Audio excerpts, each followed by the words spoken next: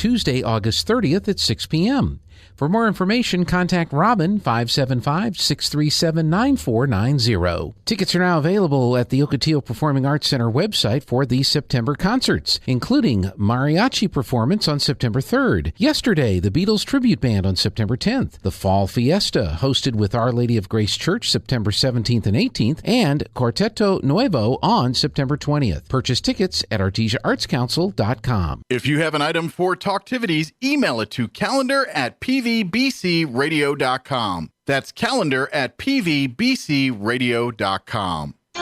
Bill Cunningham is now in Roswell on 106.5 FM KEND Roswell.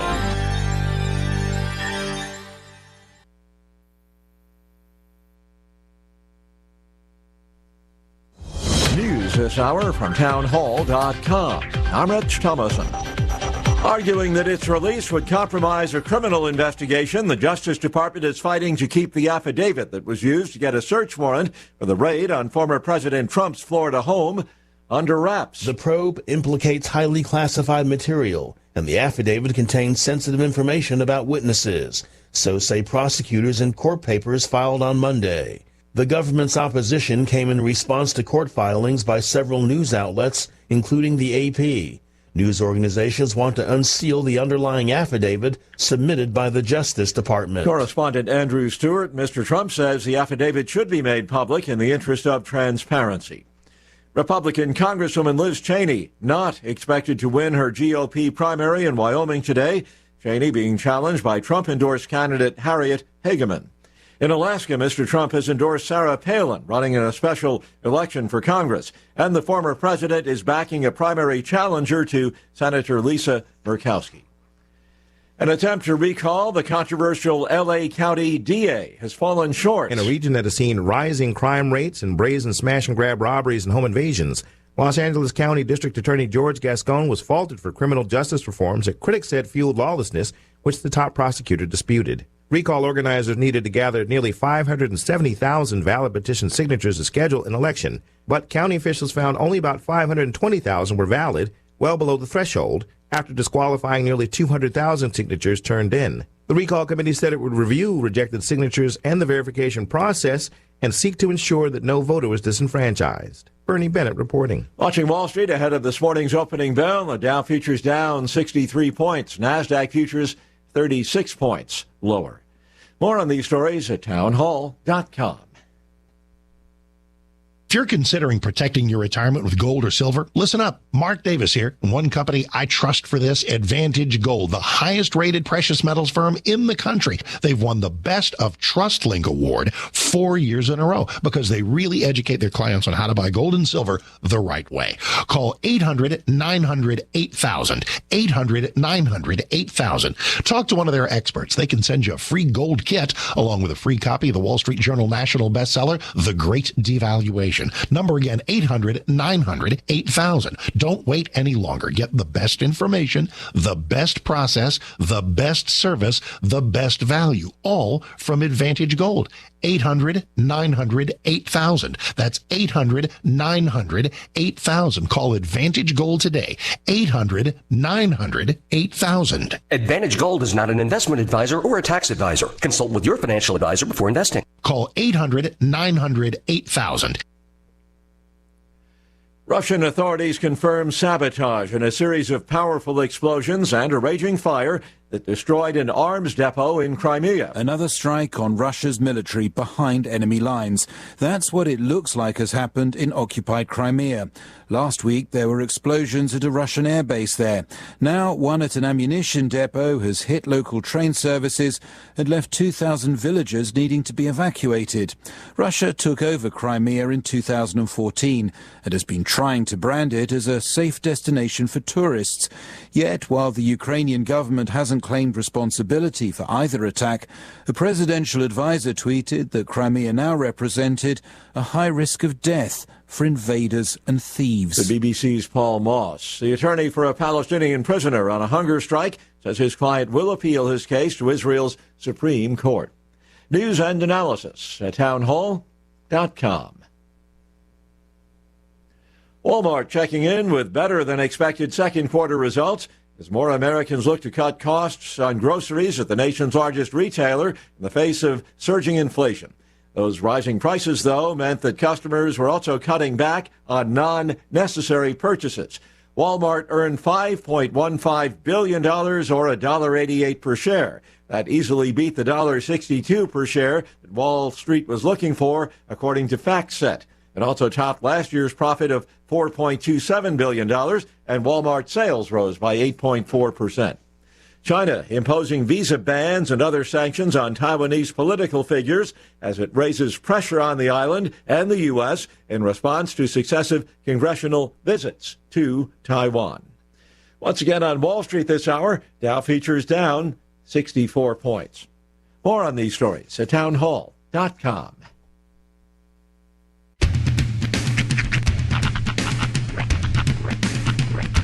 What in the wide, wide world of sports is going on here? I promise you, whatever scum did this, not one man in this force will rest for 1 minute until he's behind bars. Now let's grab a bite to eat. Yeah, come on. I feel the hot wind on my shoulder and the touch of a world that is older. I hit the switch and check the number. I leave it on and then I slumber. I hear the rhythm ringing through it. Flamenco guitar and cumbia music. I hear the talking of the DJ. The travel listen, what does he say? I'm on a Mexican radio. I'm on a Mexican radio. Broadcasting live from high atop the J.P. White Building in downtown Roswell, New Mexico. It's Mornings with Mike Winters on 106.5 Roswell's Talk FM. Is that what I sound like when I talk? Now, here's your host, Mike Winters.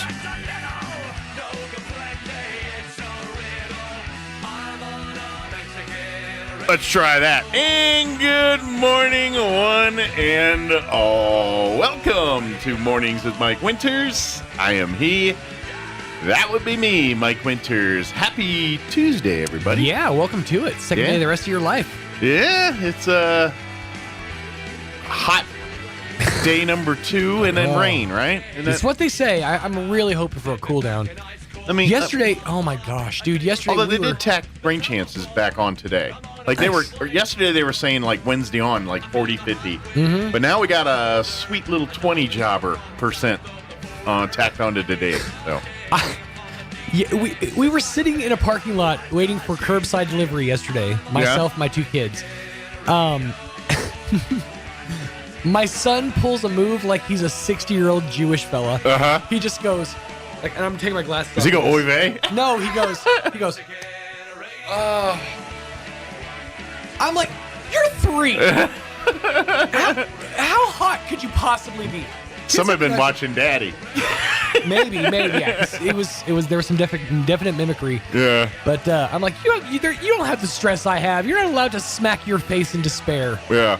Like you haven't earned that yet. Like I know my boss is stress-faced because when he does this thing where he wraps his hand around his glasses, like this, like he don't want to get his glasses dirty, but it's in essence that same move. Yeah. But around his glasses, I see him do. I'm like, oh, that's his stress-faced. Rub those temples. That's right. I know it's hot, dude. I understand. It sucks so bad. And at certain times of the day, like the early morning, it's not so bad. Yeah. Because, it's cooler, but you have direct sunlight. But in the later hours of the day, the sun gets down to a certain level. There's no blocking it in your car. If you don't have tint on your windshields, you're screwed. Well, can I give you a little solstice? Could you please? Today's high? 89. No. I swear. Like 90 tomorrow. We're going to be floating around 90 for the next couple of days. Oh, my. 80s and 90s. So today's 89. Tomorrow's 90. There's rain chances with all these.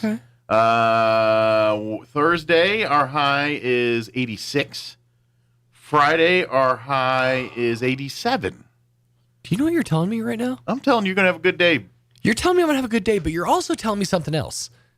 Try to say it's fall? We're on the precipice, my friend, of long sleeve T-shirt season. It's close. It's real close. Yeah. Tis the most wonderful time of the year, long sleeve t-shirt season. Yeah. Saturday 87. I'm going to have to go through the whole bottom half of my hamper.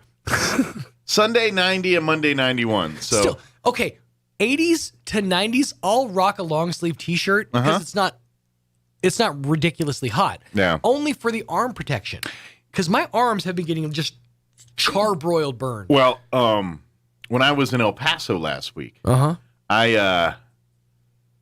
did the long sleeve tee for a day. Yeah? I brought one on the off chance, like, hey, it might be cold one time. Sure. I might want a shirt that's longer than my, than the others.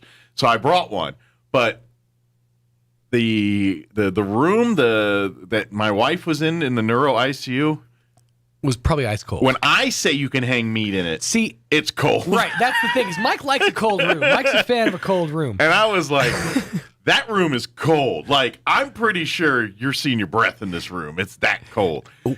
And I busted out on the middle of, there was the guy in El Paso where it's 95 degrees and I'm diddy bopping around in my long sleeve t-shirt. Dude, a hoodie is a handy thing to have in a pinch. Yeah. One of the things that, like, nobody really tells you about Las Vegas is they keep their casinos at like a consistent 60 degrees. Oh yeah. It's so cold in, like, we were keep you walking, awake. Yeah, that's they also pump oxygen in there. They do. We were walking through the New York, like trying to get to the other end to get to the Hershey store. And I was like shivering. I was like, yeah. Like, can we just go outside for a minute? But that's what you go outside, you start burning to the ground. It's like, all right, back in. back inside. Yeah, you have to go outside, defrost for a minute. That's right. And then head on back into the freezer.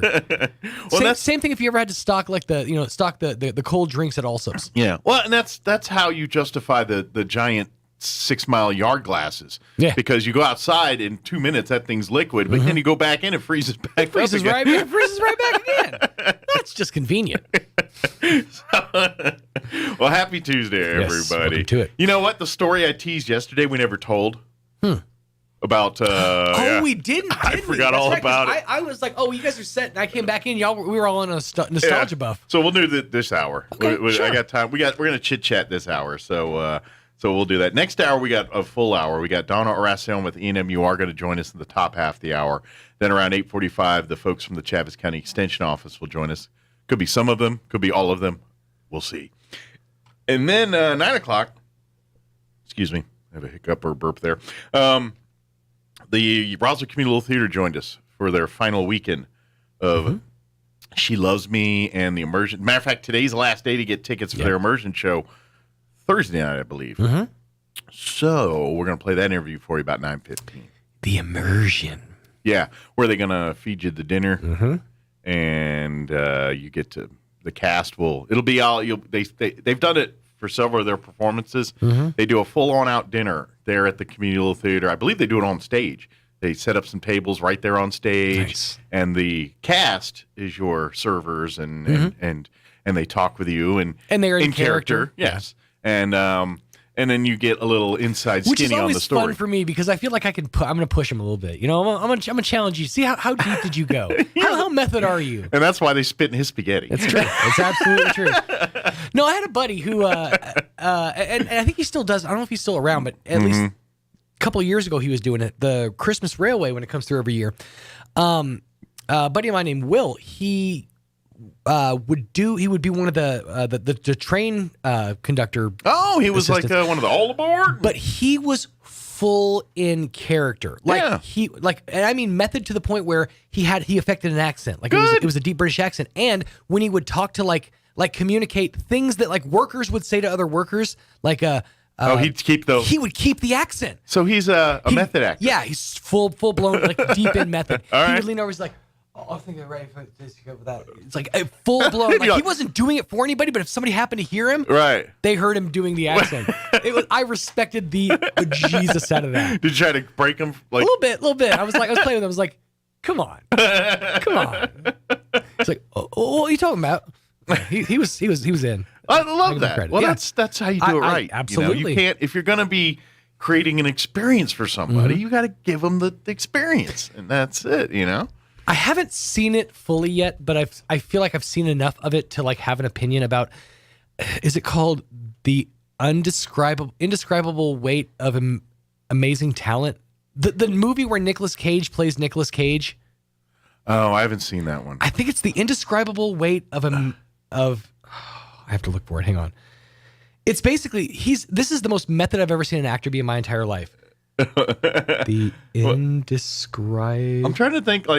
Nicolas Cage is out there. I mean, he's one minute he seems normal as all get out, and the next you're like, what is he on? The Unbearable Weight of Massive Talent. It's an American action comedy starring Nicolas Cage as Nicolas Cage. And basically playing in a movie or acting in a movie, and it's basically like kind of the story of how Nicolas Cage does his thing. Okay. And it's amazing. But yeah, that's the most method I've ever seen an actor be in my entire life. Well, we did it again. What? I just realized, why do we always sync up on Tuesday salmon shirt day? Although mine's a little more red than salmon, but yeah, it's close. It is close. Sorry, off topic. I just looked over and I'm like, every time I choose to wear the salmon shirt. It was worse last time. Last time I had a true salmon shirt. Mm-hmm. Today's more of a red with a white. In fairness, I do have a few of these. This is my salmon with gray tinge shirt. Well, I have a few of these.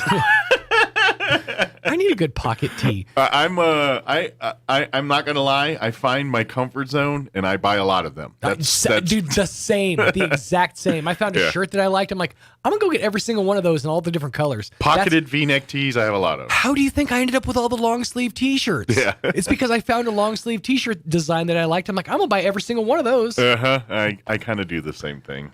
I'm that. The thing with pocket tees for me though is I've always had a problem with them because I was a son of a father who smoked cigarettes, and it was notorious. He'd always carry his soft pack Doral Light 100s right there. I think because I used to smoke cigarettes too, and back in the day, and I think that started why I liked pocketed tees. Right. You know, I never carried my smokes in my shirt pocket though. I always felt like that was like too close to home, maybe. I always felt it was more protective than my pant pocket because a lot of times it get beat up in there. Here it had a better chance. It would, but also, like, you know, I was always a box man. Mm-hmm. You know, I never Same went, here. I never went soft pack, so I felt like there was some added protection there. I always did too, but sometimes they don't have it, so you got to get. I think the other thing was when I was. Well, we're off on a tangent. When I was a smoker, I wore a lot of pocketed pants, like a lot of heavy pocketed pants. Well, unfortunately, that was also a time where cargo pants and things were more popular. Unfortunately, I want that to come back. Well, I said, did I say fortunately? I meant fortunately. Yeah, that's what I meant, fortunately. Cargo shorts. Love them. Allow me to retort, sir. Oh, my God. Okay, so we just totally synced up. Yeah, that whole doppelganger thing's starting to ring a lot more true, man. Well, in all fairness, we're wearing the official uniform of the 40-year-old man. I mean, this is guys in their 30s and 40s when they're not in business suits. It's true. This is how we dress. Have you seen the commercial for that Nugenix Total Tee? That's what everybody's wearing. It's right. Some form of cargo short and T-shirt combo. I mean, now they're just designing T-shirts that make fat people look less fat. Mm-hmm. You know, that's a thing now. I love it. You know, I am too. Yeah. It's about time. Mm-hmm. Because I hate the fact that because most of my problems where I get a T-shirt that's like uber tight around my arms and then like 8 miles long for me to fit right. And it was just see, because I'm one of those ones that are XLs, usually what I wear, but some of them, I don't know what XLs they're talking to. They're not XLs. See, here's where we differ. Yeah. Because I got a shirt recently. It was a Calvin Klein. It was an extra large. Now I feel comfortable in an extra large for first time in a while. But I put it on and fits fine. But if I go any higher than like a penguin, an excited penguin, that shirt is going to be a midriff shirt for me. Yeah, it's so short. Matter of fact, if you want a Calvin Klein shirt, it's going to fit you perfect. It might. Like, this thing hangs on me. I don't think a dress. I go specifically for XLT. Yeah, you have to go for tall. I look like a boy, a little boy when I wear those. But I'm also a man who prefers a bath sheet over a towel. I only recently learned what a bath sheet was. I enlighten me because I don't know what it is. It's a towel for big and tall men. It's basically like a towel, like it's a sheet. Okay. But with terry cloth. Oh, okay. Yeah, they're the bomb, dude. Okay. They're awesome. They're also like $40 a piece, but they're the bomb. Well, and now I'm going to sound like some pompous jerkwad, but The towels that we use in our bathroom. Mm-hmm. So, about 2 years ago, I got into the Boll and Branch. Oh, really? So my you got Boll and Branch towels? The towels in our bedroom or in our bathroom for the master bath. Hold on. Are Boll and Branch towels that we got. My brother gave me a $250 or $300 gift card for them. Oh, well then you got to use it for Christmas because it's still going to be $600. Well, no.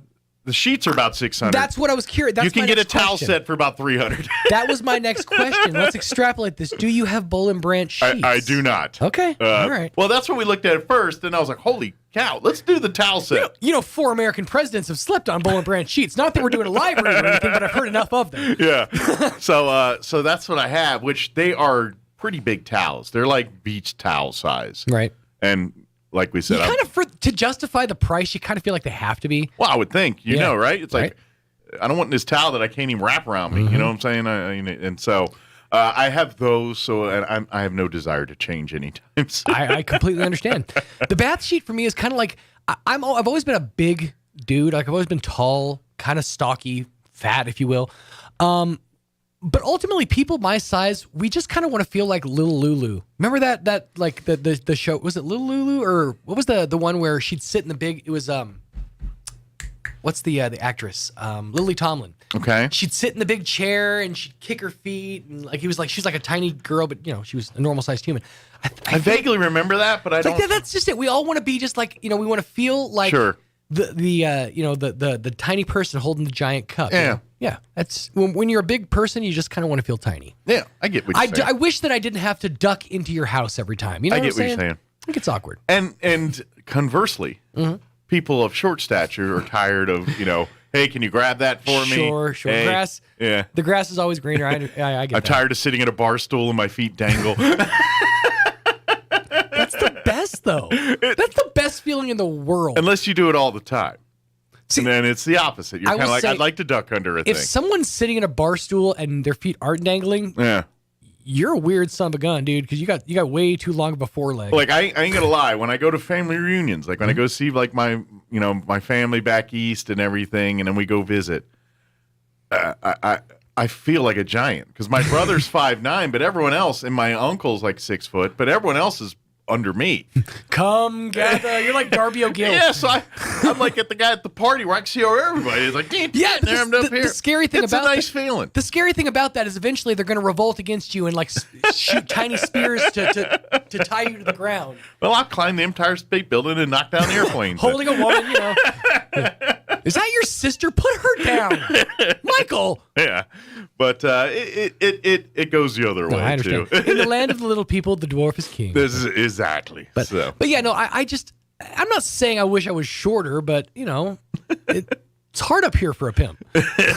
Want to be a baller, shot caller. Wish I was a little bit taller. I wish I was a baller. Oh, I remember that song. Yeah, it was another runner in those days.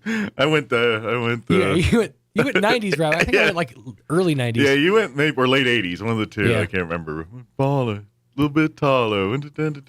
Yeah, that was more like Fresh Prince. I wish I had a friend with a fan. I would call her. No, that was like early 90s. That was like Fresh Prince days. era Yep. of rapping. Yes, where it was like the whole rap was the story, just told to a tune. I would love to challenge someone to sit down, like someone who doesn't listen to this show, sit down and describe the first 15 minutes of any hour of this show. Because so far this morning, in just 15 minutes, I can't even remember exactly all of the topics we've covered. Yeah. But it's been a lot of them. This is my head. We have really cast a wide net. Mm-hmm. You have now caught a glimpse in my head. This is are now legitimate how my head works. It's just random thoughts. People ask me stuff. I'm like, you get what you see is what you get. This is it. We talked about big and tall men's clothing, Darby O'Gill and the Little People. Yeah. I mean, we've covered a lot of subjects. But wait, there's more. Oh, but wait, there's more. I'm just gonna stop to take a break. No, we are gonna do weather and all that here in a minute. The story that I wanted to share with you yesterday that we forgot or just ran out of time, I'm gonna do now. we live in a small world, no matter how big we think it is sometimes. Yeah. And we got a reminder of that last week too. So, in the 8 o'clock hour, I think I mentioned this earlier, we'll have Donna from Eastern New Mexico University, Roswell, join us. Was that all for the 7 o'clock promo? Like for the 7 o'clock hour rundown? I think I started the 8 and then we went off on like 27-minute tangent for one. Okay, I'm sorry. Because of said tangent, I'm going to go ahead and redo it again. Yeah, you should. You really should. Just to remind myself as much as everybody else. But we're going to chit-chat more this hour. We're going to have Donna Aracion from ENMUR join us about 8:15, give us an update as the fall semester going on here and gearing up. The Chaves County Extension Office folks will join us about 8:45, give us an update there. Of course, if it's 4-H stuff, we'll talk, fair recaps and things. And then if Tamara Schubert, they just had an event, and of course, they've got a lot of stuff going on to the home ec side. So, and then in the 9 o'clock hour, we're going to replay an interview. We had the folks from the Roswell Community Little Theater. Okay, we did. Talking about She Loves Me, and then talked about, this is where we got on the tangent. That's exactly it. That's what it was. This is where we fell off the rails right here. Now. So, yeah, we fell off the rails right there. Because we started talking about method acting. Yeah. Yeah, that's where it hit us. So they're going to join us, and we'll talk about their play this weekend, and of course their immersive dinner Thursday night. Yes. Don't be like Sean and make them work. It is 7:25. Let's get a look at that weather, which is a sweeter smelling weather than previous weathers. Enjoy it. Take it. Drink it in. Drink it in. It goes down smooth. I'm meteorologist Steve Hamilton with your Pecos Valley weather. A little bit of that humid air coming in from the monsoon today, so we could get a few afternoon showers or thunderstorms. Otherwise sunny, and our highs in the upper 80s to about 90. Few isolated showers for the overnight hours. Our low drops to about 70. Scattered showers and thunderstorms again tomorrow afternoon and upper 80s. That's your latest forecast. I'm meteorologist Steve Hamilton. Thank you, Steve. Currently, let me scroll up a little bit here. Currently 70 degrees here in Roswell. Humidity is at 71%. Winds currently out of the east at 5 miles per hour. This is where I'm saying the weather's going to be looking nicer, or at least in my opinion, over the next couple days. Rain chances, cooler temps. These are all good things. We are looking at a 20% chance of afternoon showers and thunderstorms. Mostly sunny. High of 89 today. Isn't that crazy? 89. I've been used to 137. Now we're like 89. And it's August. I like it. Winds out of the southeast today, 5 to 15 miles per hour. 20% chance of showers and thunderstorms tonight as well. Mostly cloudy, 69 for an overnight low with south winds 10 to 15 miles per hour. Wednesday, 20% chance of afternoon showers and thunderstorms. Partly cloudy, highs near 90. Winds will be out of the northeast, 5 to 10 miles per hour. 30% chance of showers for tomorrow night. Mostly cloudy with an overnight low of 68. East winds 5 to 10 miles per hour. Thursday and Friday and even Saturday, those look like our sweet spots for rain. We're looking at a 40% chance of showers and thunderstorms for Thursday. Partly cloudy. 86 for a high with east winds 5 to 10. 40% chance of showers and thunderstorms Thursday night. Mostly cloudy with an overnight low of 68. Friday, 50% chance of showers and thunderstorms, partly cloudy and 87. 50% chance of showers and thunderstorms Friday night. Mostly cloudy with an overnight low of 68. And then looking at your weekend, Saturday, we're looking at a 60% chance of showers and thunderstorms. Mostly cloudy with a high of 87. Saturday night, a 50% chance of showers and thunderstorms, mostly cloudy, 68. Sunday, even a 40% chance of showers and thunderstorms, partly cloudy, highs near 90, and a 30% chance of showers and thunderstorms Sunday night, mostly cloudy, overnight low 70. So it's rain chances on, and it looks like even better chances Thursday, Friday, Saturday, and into Sunday a little bit too. So enjoy it. Drink it in. All right, we're going to take a quick commercial break, and then we'll be back on the other side. We'll have the Roswell Livestock Report recap and a quick break, and then we'll come back and chit-chat some more. Don't go away. You're listening to Mornings with Mike Winters. In times of uncertainty, one thing seems to be constant. Crime tends to rise. Zenith Security Services, a locally owned company that's invested in our community, reminds you that for less than 5 quarters a day, you can be proactive in protecting your home, family, and assets with a monitored alarm from a top UL-rated company. The hardest calls we receive at Zenith Security are those needing our services after the fact. Call Zenith Security Services at 575-626-3521 to schedule your free security assessment today. Bob Reed Pest Control protects you and your home by controlling pests that invade. Bob Reed Pest Control understands the importance of safety in and around your home from unwanted pests. Protect your family's most important investment, your home, and protect your children and pets from the dangers of poisonous bugs and insects. Call Bob Reed Pest Control today and let our fully licensed pest control professionals start working for you and your family. Find us fast in names and numbers. Call 623-5344, serving all of Southeast New Mexico. Coming to the Liberty, Friday, August 26th. Don't miss an evening with Neil McCoy. And special guest, Austin Van. Doors open at 6. Show starts at 8. Tickets are on sale now. Get yours before they're gone. For info on how you can become a bona fide member, visit thelibertyinc.com. Don't miss an evening with Neil McCoy and special guest, Austin Van. Friday night, August 26th. Doors open at 6. Show starts at 8 at the Liberty in Roswell. Tickets are on sale now. Well, the biting bugs and the ferocious flyers are out in force, and if you don't take care of them now, you'll be swatting and scratching all summer. Makes me itchy just thinking about it. Hi, this is Jim Gill from Roswell Seed Company. Whether it's keeping the fleas and ticks off your animals or keeping the flies and mosquitoes away from your barbecue, you gotta use the right stuff, and you gotta do it at the right time. So come see us now at Roswell Seed Company, and don't let the bugs tick you off. Get it? Tick. Good morning, this is Smiley Wooten at the Roswell Livestock Auction. 1,289 head of cattle sold on Monday on a higher market with excellent buyer tenants. Compared to last week, stocker calves sold steady to 5 higher, feeder cattle 3 to 5 higher, packer cows and bulls steady to $2 higher. 3 to 400 pound steers $217, $237, 3 to 400 pound heifers $175, $197, 4 to 500 pound steers $190, $50, $217, 4 to 500 pound heifers $173, $175. 5 to 600 pound steers $176.50, $190.50. 5 to 600 pound heifers $167, $173. 6 700 pound steers $164.50, $176.50.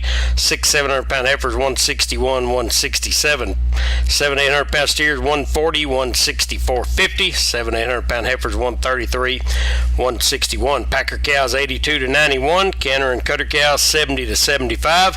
Packer bulls $92 to $101. Feeder bulls $75 to $85. Top half the cow calf pairs $1,150 to $1,475 per pair.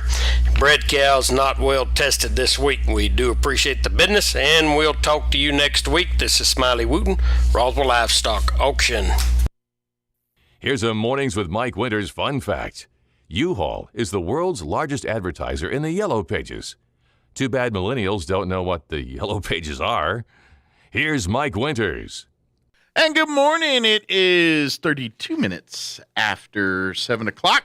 Do want to remind you that the Historical Society for Southeast New Mexico, they've got their big trip down memory lane drive-through fundraising event. That is happening Thursday, August 25th.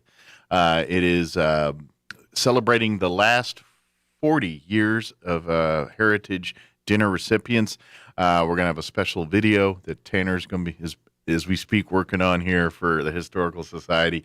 And also going to have an amazing meal like they've done before, thanks to the fine folks at Peppers. The 19th, they extended their deadline to August 19th to RSVP your meals. So you've got a couple more days to get that done. But that's the drop-dead deadline. Past that, we can't. Adam needs as much time from Peppers to get this done, and we got to give him that. So 19th is going to be the hard deadline here. But you can get a box that serves 2, and that's $100. Or you can get which is a bundle, which serves 10. It's 5 boxes. That will also come with a special bag with some sweet goodies and swag, a centerpiece, and delivery. They'll deliver those. If you'd like to get the $100 box and like it delivered for additional $10, they'll deliver it for you. But if not, what you'll do is you'll come to you get your reservations, get them taken care of. You can go, and I'll tell you how to do that here in a second. And then you'll go to the Historical Society there on Lee Street that night, the 25th, between 5:30 and 6:30 p.m. You'll pick up your ticket. You'll also get some other stuff while you go through there.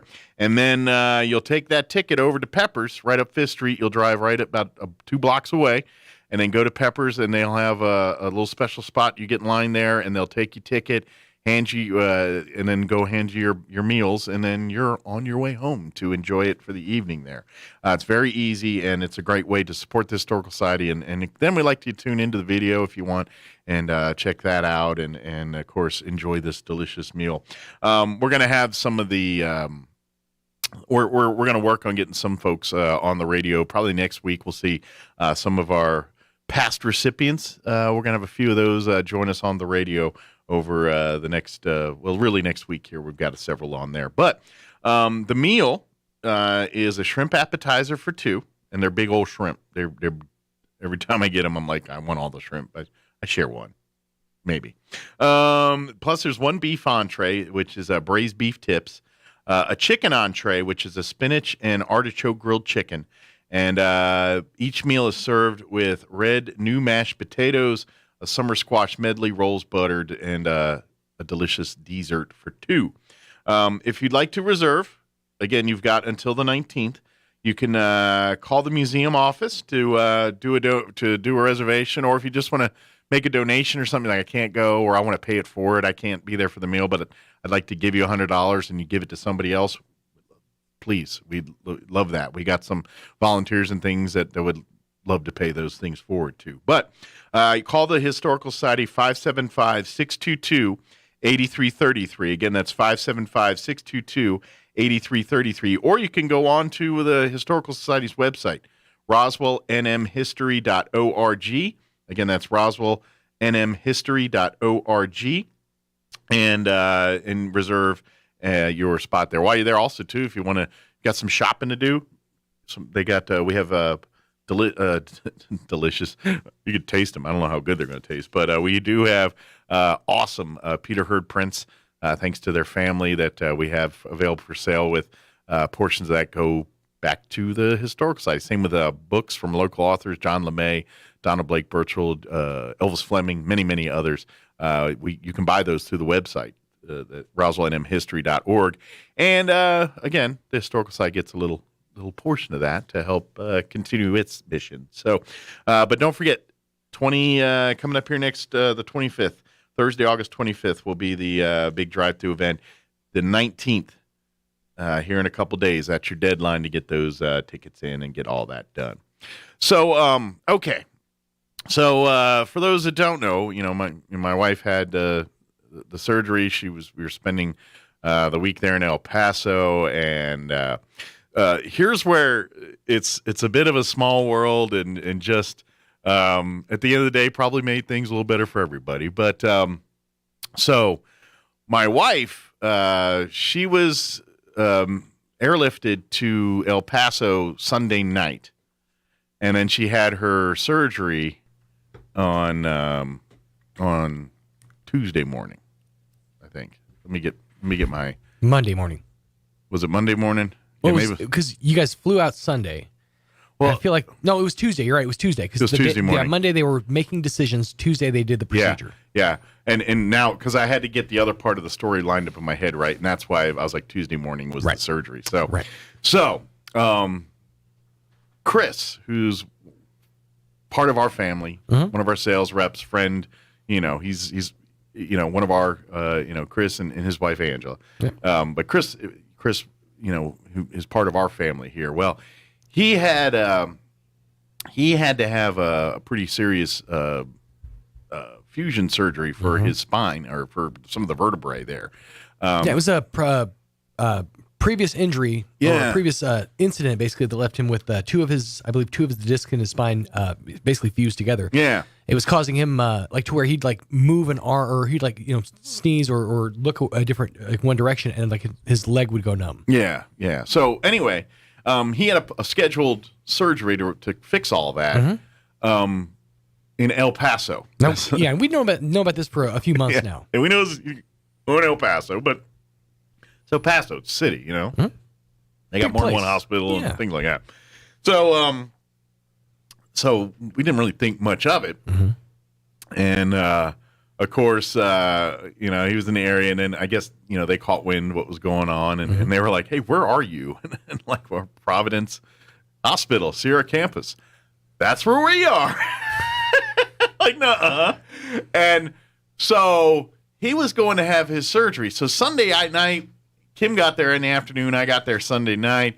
Monday, once Kim was kind of settled, we were serving, and I met up, and I was like, yeah. And they were like, oh, we're at the same hospital. So I hung out with Chris's wife and and Angela's mother. Oh, okay. They were both there to look out for Chris and get him through the surgery and take care of him and get him home and all that good stuff. And so, I met them down for lunch and then kind of hung out, here and there. Obviously, I was kind of busy myself. Yeah, you had a couple things on your plate. Sure. But literally, he had his surgery Monday. And so, and then after his surgery, he got put on the 3rd floor of the hospital. Kim was on the 3rd floor of the hospital. She was in the neuro ICU unit. And then after his surgery, they put him in on the 3rd floor in a room there. So I could literally walk out of the neuro ICU, which was basically walk out of Kim's room, hang a left, go down the hallway, go through the double doors to get me back out into the masses. The main concourse, right? Keep going straight until I run out of places to go straight. That's the door to Chris's room. Really? And so I could straight down the end of the hallway, go pop in and check him. Nice. So literally about an hour after you got out of surgery, it's a heck of a commute. I kind of, moseyed on over there, checked on. He was a little cranky at that moment because the pain meds were wearing off and things. It was exciting. Well, Spinal surgery feels like it's one of those things. It's like, that's a lot to take on. So I was kind of like, all right, I'll check on you later and stuff. And then Kim had her surgery the next morning, that Tuesday, and then of course Angela came visit, and they got out. They actually were released late Tuesday, and then they stayed the night in El Paso because they wanted to make sure he was nearby. Sure. In case, and plus, it's a 3-hour plus trip from here to Roswell. And that's not fun. And it was rough for Kim. I imagine it's even more rough for a person with spine you know what I mean? A brain injury was rough to travel. I imagine that was probably even worse. But anyway, so they did that thing. But yeah, they Angela and Chris got to pop in and see Kim before they left. But wait, there's more. That's what I was going to say. It gets even crazier. Yeah, there's more here. So not only were we basically convalescent buddies together and going through this together, but because he's dealing with spine and Kim's dealing with brain, the neurosurgeon is the guy. Turns out they had the exact same surgeon, the exact same doctor. They have the same doctor. Kim and Chris have the same doctor. Which means this dude is the GOAT. I mean, he's pretty like when he walked around, people, he's good. Like everybody. Doctors like Prince Ali, fabulous he, above one. Yeah, it was like when this guy walks in, I'm like, at least I didn't see it. Did he enter the room with a flourish? Well, I feel like that's kind of what when he walks into like the ICU wing there, and it's like the doctor's here, and like everyone starts jumping and hopping to and looking important and everything, and he kind of. So I don't know if Chris realizes that, but I think your doctor's kind of a big deal because they were stepping and fetching big time for this guy. When he rolled into the neuro ICU. That's pretty impressive. I mean, I have a hard time doing this thing. Yeah. To think that a guy can go from complex spinal surgery to complex brain surgery in basically the same day. Yeah. Well, and I'm going to change your oil and make you a quiche. What? Well, and I heard a lot of statements among the nurses and doctors and other things around. They'd say stuff like I heard one of the surgeons kind of the assistants kind of go and we need to get the extra blood, and he goes, but we won't need it because you know what the doctor says, my patients don't bleed. So I mean that's what I respect that. It's that whole get the blood, but we don't need it.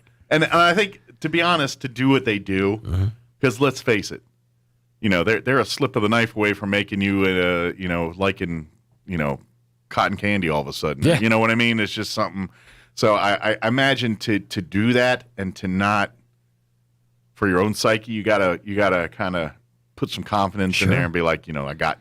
But he was like Kim's surgery, which sounds like a big deal and is a big deal. They drained a blood clot out of her head. Yeah, there was that is a big deal.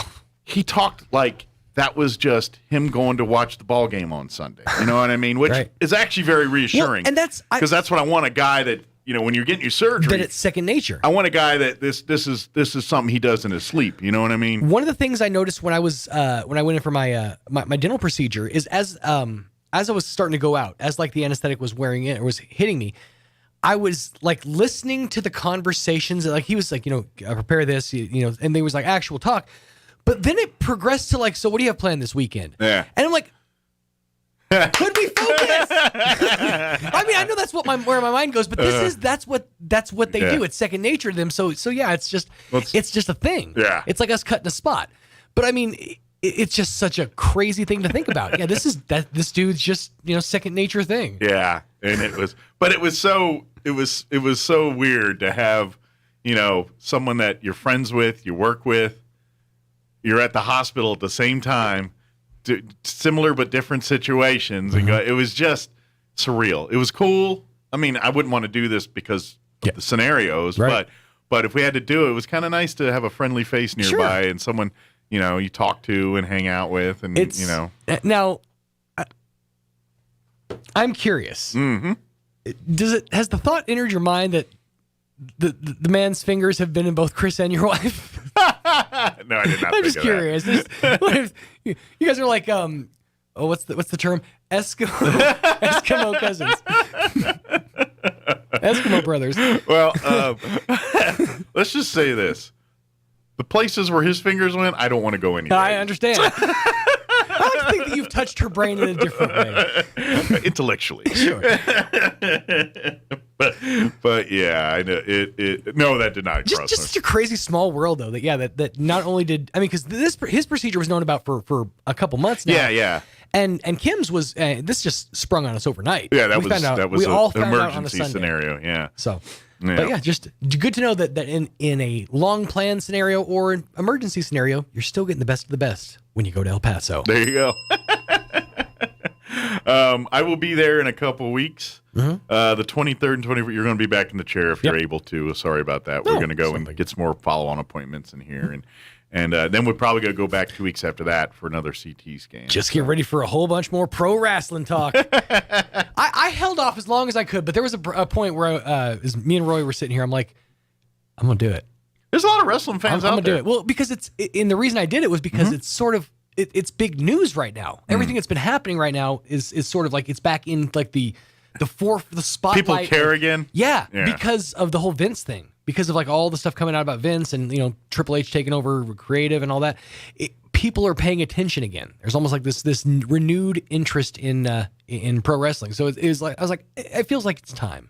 I feel like it's time. Time to long enough. Yeah. Unleash the wrestling. I waited long enough, but for a good solid 20 minutes, we just sat here and had wrestling talk. Well, good for you. And I could feel the listeners going, "What else is on?" Well, and I know because I'm not.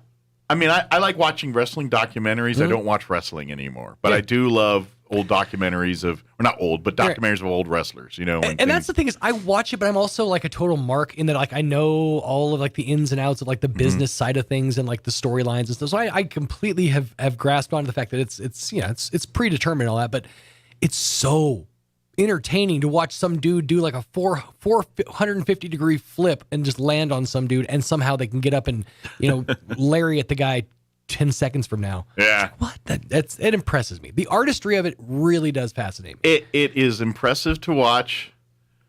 I don't understand the psyche of people that want to do it. That's all. I just can't wrap my head around that. What I get adrenaline, I get all that, but that just seems nobody comes out of wrestling better. You're right. Their knees are shot. Yeah. They usually they're concussed. But at the same time, if you've lived in that lore, in that lifestyle of seeing like the spotlight on somebody and knowing like the hearing the pop and being a part of those historic storylines, there's something to be said about that. Because, I mean, that's you outliving yourself. Yeah. That's your legacy outliving you as a person. Well, and maybe I should qualify my statement. We got to do news and stuff here, man. Right. But if you would have asked my 20-something-year-old brain, I'm like, I get it. Now my 49, pushing 50-year-old brain's like, there's other things in life other than money. Sure. And I think, at first when someone says, I can be a millionaire and world famous from doing this, great, but I don't want to be in my 40s and I can't walk. That being said, my brain's mush. You know what I mean? I know we have to get to news, but did you happen to see any of even the highlights from Ric Flair's last match? I've just heard. I didn't really. It was literally 2 weeks ago. Yeah. Ric Flair, who was 76 years old, I believe. Yeah, wrestled a full-blown 20-minute tag team match. Wow. And according to on his podcast, he said he had passed out. He was unconscious at least twice during that match. Jeez. Yeah. At one point, he was supposed to tag in. Andrade came over and said, "Your turn, sir. Your turn, sir." And he said he didn't know where in the match he was, so it took him like a good 20 seconds to figure out what spot he was supposed to do next. But yeah, I mean, full-blown, like, crimson mask blood for a 76-year-old Ric Flair. It was crazy. I don't understand that. I equal parts, like, was fascinated watching it, but also like, oh, make it stop. It's torture. Yeah. Please make it stop. It's an old man getting beat up here. It's a smut film. Yeah. Snuff film, I think. Snuff, yes. Oh, yeah. No, not smut. The other one, snuff. Snuff. I knew what you were going. Thanks, man. Good looking out. All right, it is 7:50. Let's go ahead and play some news and a quick commercial break. We'll be back. Don't go away. You're listening to Mornings with Mike Winters. Snuff. Now for your Pecos Valley news update, I'm Jared Zarello. A Dexter man is identified as the victim of a deadly crash that took place Saturday near Tucumcari in Quay County. New Mexico State Police reports show 71-year-old Earl Kimmer was headed north in his Jeep Wrangler at a high rate of speed when the Jeep lost control and left the roadway. The vehicle reportedly struck an embankment and went airborne, crossing Highway 54 and flipping several times. Kimmer was not wearing a seatbelt. He was ejected from the Jeep. Federal regulations call for the WIP plant to be closed by the end of 2024, but many are now recognizing it may be open forever. It's the nation's only deep geological repository for nuclear waste, and it's located near Carlsbad. A debate in Clovis Friday focused on future shipments to the waste isolation pilot plant. WIP leaders are seeking renewal of the 10-year permit that allows the site to continue receiving shipments. You're up to date. I'm Jared Sorello. With the Wall Street Business Report, I'm Bill Alexander. Kraft Heinz is recalling thousands of pouches of Capri Sun after some cleaning solution accidentally mixed with the juice on a production line. The company says it's recalling about 5,800 cases of Capri Sun Wild Cherry flavored juice blend. The best when used by date on the package is June 25th, 2023. The company says it discovered the problem after getting consumer complaints about the taste of the juice. London's Heathrow Airport says it will extend its cap on daily passenger numbers until the end of October to cope with the soaring demand for air travel amid staffing shortages. The airport, one of Europe's busiest, said a maximum of 100,000 travelers can depart each day until October 29th. The daily cap was expected to be lifted September the 11th. Heathrow imposed the temporary limit in July, saying the passenger traffic was more than the airport ground staff could handle. For the Wall Street Business Report, I'm Bill Alexander in Washington. Good morning. Start your day with breakfast from the Valley Cafe. Try the Breckwich, full or half, with sausage, crispy bacon, fluffy eggs, pepper jack cheese, and maple Dijon spread, all served on a toasted sourdough. Or their breakfast burritos with your choice of sausage, bacon, or both, perfect to grab and go. You aren't dreaming. The Valley Cafe, open 7 a.m. The Orange Building across from Church on the Move, 801 Brasher in Roswell. At LeGrand Funeral Chapel, we believe that every funeral should be a reflection of the life it honors. The joys, the triumphs, the faith, the family, and so much more. For us, no detail is too small, no request too big. This is Rosa Aguilar. When the time comes to choose a funeral home, we hope you'll let us serve your family. At LeGrand Funeral Chapel and Crematory, we make it personal.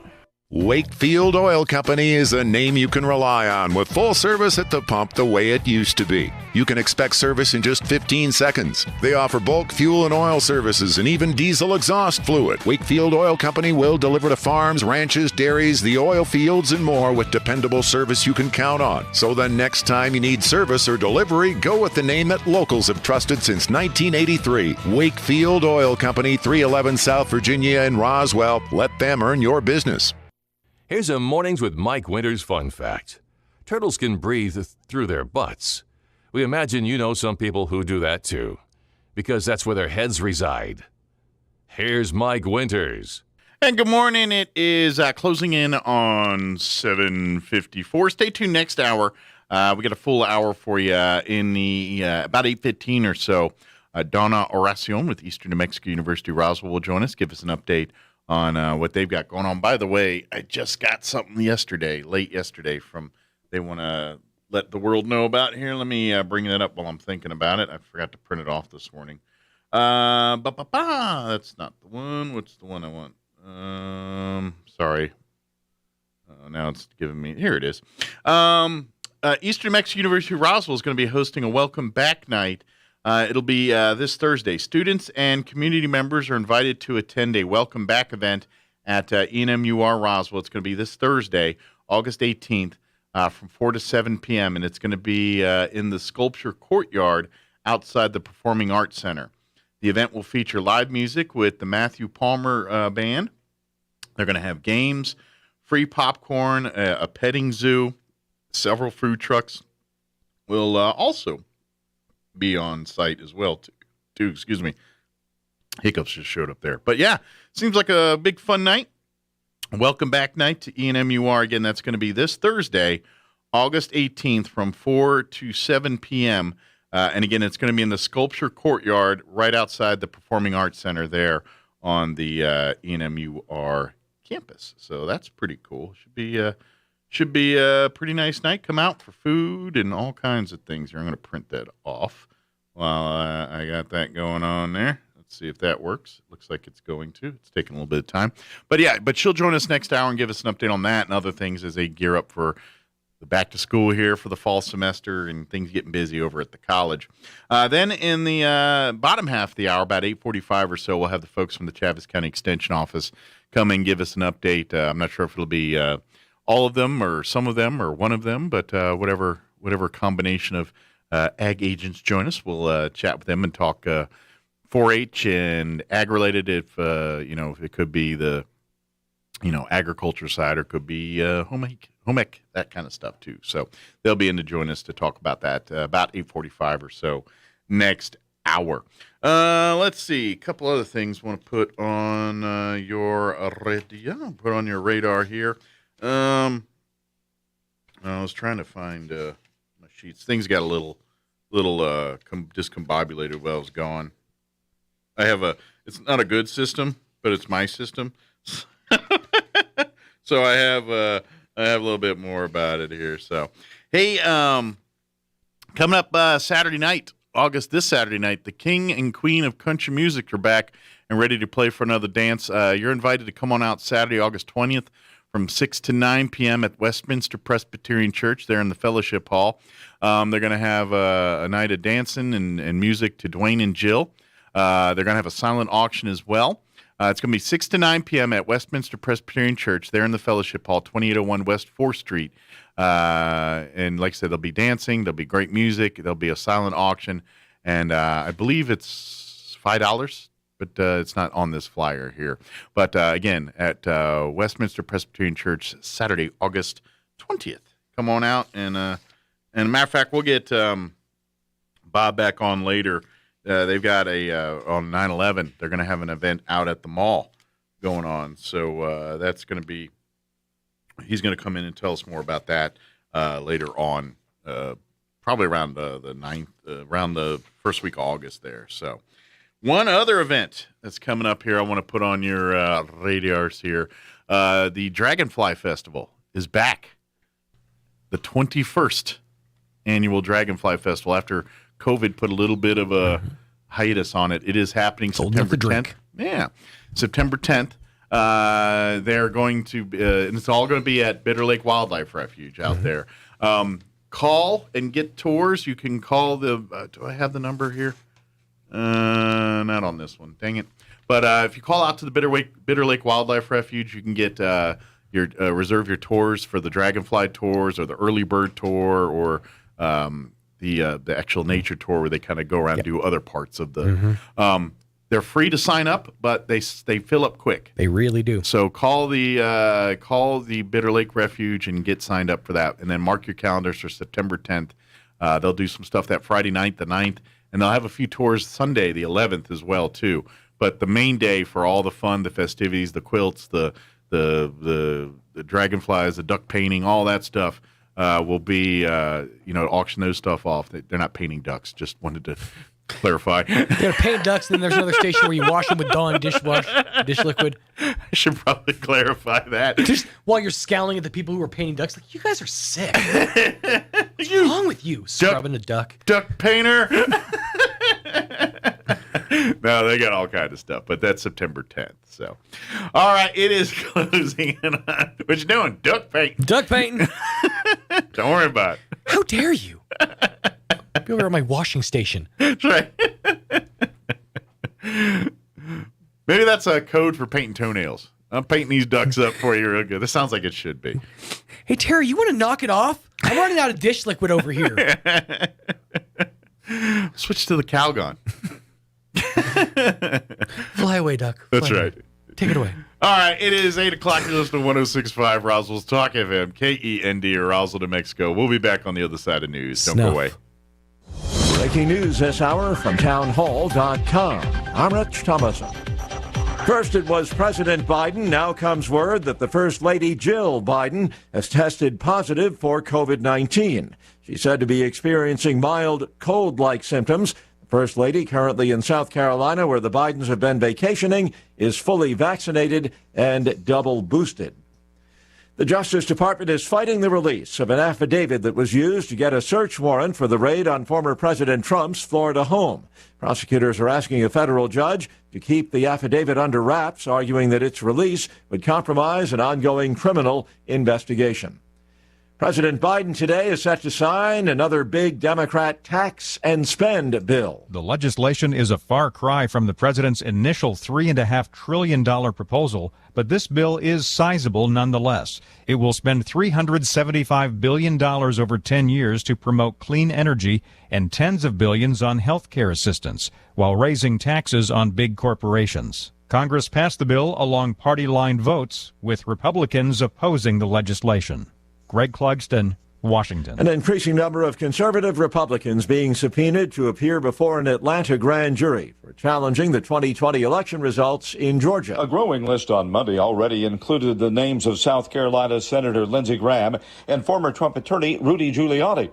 The list also includes Republican Congressman Jody Hice of Georgia and Governor Brian Kemp. The names were assembled by the Fulton County District Attorney, who accused the Republicans of misusing the law to make false claims of election fraud. However, several recent polls show some 1/3 of all Americans and roughly 2/3 of Republicans suspect irregularities helped Joe Biden win the White House. Bob Agnew reporting. On Wall Street, the Dow is up 50 points, the NASDAQ down 85. More on these stories at townhall.com.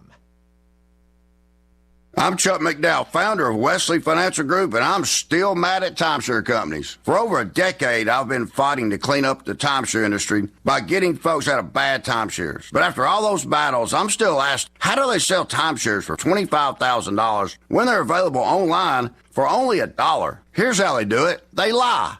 They tell you things like, timeshare's a great investment. You can go anywhere, anytime, or your maintenance fees will never go up. Everything they do to get you to sign a timeshare agreement is part of a well-planned trap. If you've ever been held hostage at a timeshare presentation and bought, Wesley Financial Group is here to help. To date, we've canceled timeshares for over 30,000 families. And I guarantee you this, we'll cancel your timeshare or you'll pay nothing. Call now for your free timeshare cancellation guide. 800-478-7733. That's 800-478-7733. 800-478-7733.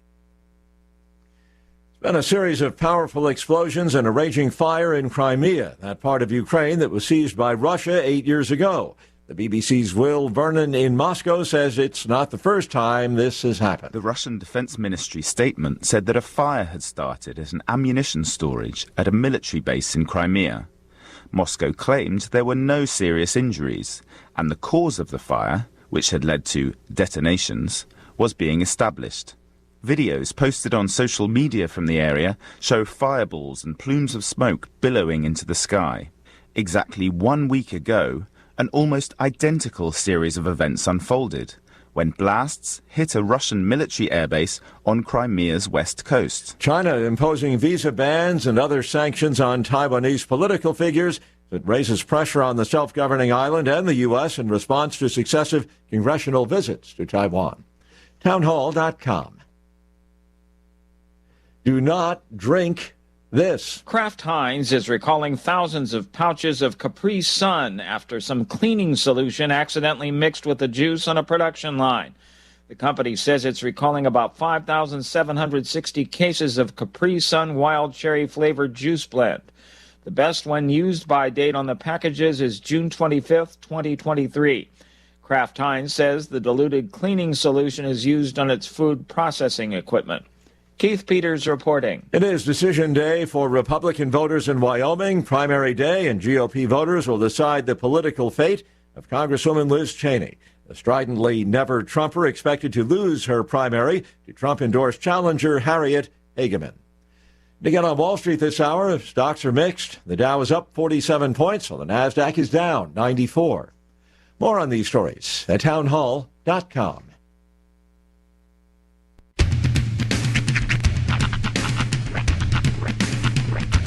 What in the wide, wide world of sports is going on here? I promise you, whatever scum did this, not one man on this force will rest for 1 minute until he's behind bars. Now let's grab a bite to eat. Yeah, come on. I feel the hot wind on my shoulder and the touch of a world that is older. I hit the switch and check the number. I leave it on and then I slumber. I hear the rhythm ringing through it. Flamenco guitar and cumbia music. I hear the talking of the DJ. The travel witch and what does he say? I'm on a Mexican radio. I'm on a Mexican world radio. Broadcasting live from high atop the J.P. White Building in downtown Roswell, New Mexico. It's Mornings with Mike Winters on 106.5 Roswell's Talk FM. Is that what I sound like when I talk? Now, here's your host, Mike Winters. And good morning. It is 6 minutes after 8 o'clock. Welcome to hour number 2. The accidental deuce. Mornings with Mike Winters, right here on 106.5 Roswell's Talk FM. Happy Tuesday, everybody. Welcome to it. Don't you hate that? I don't know if anybody else deals with this, but I deal with this on a consistent basis. Yeah. I'll just go to grab my phone if the phone is still activated or the screen is on, and I'll just accidentally send a thumb to somebody who's I had the text window open. Oh, crap, did I do it again? No, okay. No. I didn't. And then you got to send the whole. I've never used the phrase before the era of phones. I never used the two words together, accidental thumb. That sounds like what Hulk Hogan did to Andre the Giant. Well, I saw your accidental thumbing because it was a group text I happened to be in, and I think you could have left the thumb alone. It did work, but at the same time, it seemed very condescending. It's I see an issue. See, I'm a thumb. I know, but I feel I thumbs up a lot. And the thumb can work in a lot of situations. But there are some situations where a thumbs up is super condescending. Yeah. It's like if you just found out that your sister has cancer, or Well, yes, okay, I can read that room. This one, I didn't think that was the case. But if or for example, say, and this has happened to me before. Someone has said that maybe they were interested in pursuing a second date, and they're like, "Oh, sorry, accidental thumb." Well, never mind the fact that it was. Have you accidental fingered? Send up the middle finger by accident? It's hard to do that because you have to have it there. Well, so with To be honest, like I've accidentally almost saw it and hit it thinking it was something else. Right. And I'm like, oh, that's not the one I want to send. That's not what I'm after. And this might be an old people problem, but it's hard to see these things sometimes with these old eyes, kind of. You try to send someone, but that's the thing though. See, on my phone, on my if I go to any of my chats, like for example, this group chat that we're in, the thumb is the audit is right there at the bottom. Like I could accidentally hit it very easily. I got you. See, but like my conversation with, for example, my friend Misty. We use a 4-leaf clover as our like little symbol at the bottom. So I'm an Apple guy. Ours is a little different. Sure, I've accidentally clovered before. Okay, but so you actually you have to look for the thumb. See that feels a lot less. What I do is I hit my little thingy down here, and then it brings up like if I'm going to chat your most recently used. Well, basically here's the chat thing, and then I just hit the little happy face down here, and there's my thing. Gotcha. And then it goes back to text. See, and mine's similar to that. I have to open the emoji tab, but I automatically have a thumb. Yeah, no, Messenger. I don't have that on here. It's my only is access their little haptics deal or their whatever's. Yeah, we don't have haptic response. Yeah, we're not fancy like that. No, although I do need to upgrade. I figured out here's a great indicator of when you need to do better in life. If you're running pretty close in the race to Roy.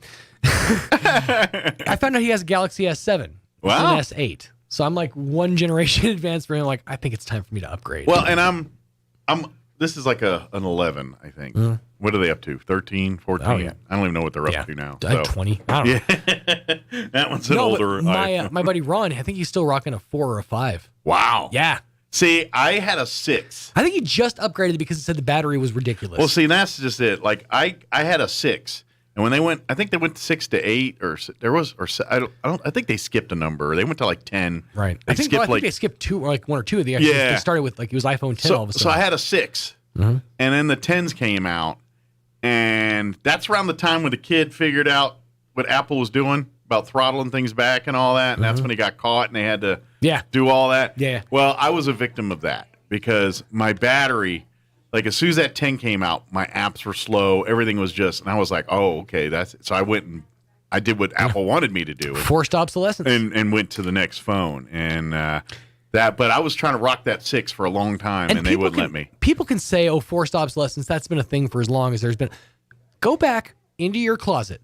Find your dust-covered Nintendo Entertainment System. Blow the dust off that bad boy. Hook it up. Find a game. Put it in. And 9 times out of 10, it's still going to work for you.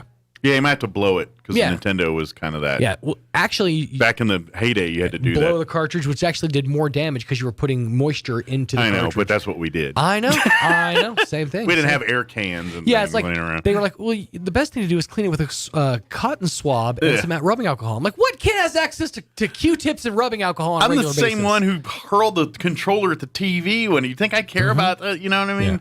Yeah. I don't know how many games of Tecmo Bowl I got so mad at. Like my brother, because my brother and I used to play marathon seasons where we would we constantly have a season going, and he'd pick a team, I'd pick a team, and we go. And then some years I'd win the Tecmo Bowl, some years he would, but there was always those moments where when you're playing each other in that game, because usually you're playing your season, and you may have to play each other during the regular season or playoffs, but usually you didn't see each other to the Tecmo Bowl, right? So we would do all that, but then I remember because that's in the days I learned so much about. Like, I cared about NFL players like Ken O'Brien, the quarterback for the Jets. And you're like, who is that guy? He was the Tecmo Bowl quarterback. And that's why I was...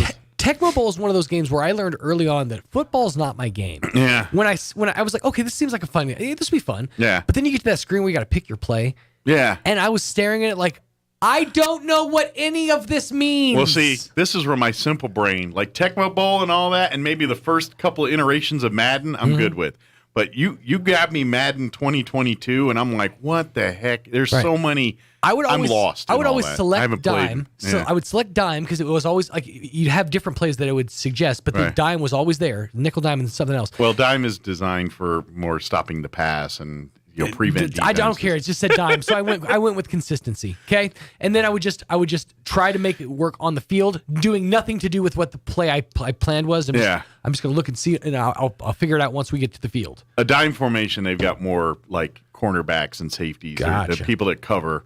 Whereas if you got something like a like goal line, you're going to have more beefy dudes. I just picked it because I knew it was worth more than nickel, so I figured it was better. Well, nickel's kind of that middle there. You can keep saying words. It doesn't mean it's just. And I'm doing rudimentary. The coaches are going to break that down way different, but of course. But rudimentary. That's why I argue that dumb jocks aren't dumb jocks, because to figure out the sport of football, it takes a lot. It's just people aren't. People are dumb in some areas and smart in others, but it's just where people excel. And that's what it is. Is left brain people can look at football plays and figure it out. Right brain people can look at the football plays and figure it out. I'm very much a left brain person, very much not the analytical. I'm the literal. I work in the realm of like words and stuff, which is not a great way to say I work in the realm of words and stuff, but you know what I'm saying. I much prefer a turn of phrase over a football play. I understand. My go-to was Life Force. Did you ever see that? Play the game Life Force? Mm-mm. That was intense. It was like one of those side-scrolling like plane shooter games, kind of like Gradius or whatever. But the concept was kind of Inner Space, like the movie Inner Space with Martin Short, because you were inside of a guy. Okay. And like each level was like a different part of the guy. So you're like going through his intestines or something. But weirdly, there was a level where like there was these floating Easter Island heads that would shoot like glowing lifesavers at. It was a real like I have those fever in my body. Dream of a game. Yeah, of course. Everybody does. It's right here in the duodenum. Well, eat goobers, you get extras. That's right. But yeah, so it was a very odd game, but that's the one I found myself playing for hours on end. Okay. All right, I get you. Yeah, Tecmo Bowl was my Nintendo, my brother and I. My mother, weirdly enough, Gauntlet. Really? She was a huge Gauntlet fan. Okay. She would play once a month maybe, but that day, that's all she's doing. Like, she takes over playing Gauntlet. The rest of kids ain't playing Nintendo the rest of the day. We're done. We're done. Mom's She's day. on Gauntlet, and that's all she wrote. That was. Anyway, all right, let's go to your house and play. Fine. Let's see. It is 8:15. Let's go ahead and get you up to date with the weather. I'm meteorologist Steve Hamilton with your Pecos Valley weather. A little bit of that humid air coming in from the monsoon today, so we could get a few afternoon showers or thunderstorms. Otherwise sunny, and our highs in the upper 80s to about 90. Few isolated showers for the overnight hours. Our low drops to about 70. Scattered showers and thunderstorms again tomorrow afternoon and upper 80s. That's your latest forecast. I'm meteorologist Steve Hamilton. Thank you, Steve. Currently, I got to scroll up a little bit. Currently 74 degrees here in Roswell. Humidity is at 64%. Winds currently out of the southeast at 6 miles per hour. We are back into the rain chances every day and some big chances later this week. But today, 20% chance of some showers and thunderstorms for the afternoon. Mostly sunny and 89 for a high, so a little cooler. Winds will be out of the south 5 to 15 miles per hour. We're looking at a 20% chance of showers and thunderstorms for tonight as well. Mostly cloudy with an overnight low of 69 degrees and south winds 10 to 15 miles per hour. Wednesday, 20% chance of afternoon showers and thunderstorms, partly cloudy with a high near 90. Otherwise, winds out of the northeast 5 to 10. 30% chance of rain for Wednesday night, mostly cloudy, overnight low of 68. And then Thursday, Friday, Saturday, and Sunday, our rain chances increase. 40% chance of rain Thursday, partly cloudy, high of 86, east winds 5 to 10, 40% chance of rain Thursday night, mostly cloudy, 68 for an overnight low. Friday, a 50% chance of showers and thunderstorms, partly cloudy and 87, 50% chance of showers and thunderstorms Friday night, mostly cloudy, overnight low of 68. So you're heading out to football, probably going to want to wear some rain gear. Could be getting wet. We'll see. And then looking at the weekend, Saturday, we're looking at a 60% chance of showers and thunderstorms, mostly cloudy, high of 87. Sunday, we're looking at a 40% chance of showers and thunderstorms, partly cloudy, highs back near 90. All right, it is 8:17. We're going to take about just under 3-minute break here. And then on the other side, Donna Aracion with Eastern New Mexico University, Roswell will join us. Don't go away. You're listening to Mornings with Mike Winters. Find your path to a greater future at Eastern New Mexico University. With degrees offered both on campus and online, ENMU has the flexibility that you're looking for, and with the New Mexico Opportunity Scholarship, New Mexico residents can now start, continue, or finish their bachelor's degree tuition-free at ENMU. For more information, visit enmu.edu. Eastern New Mexico University, student success, that's what we're about.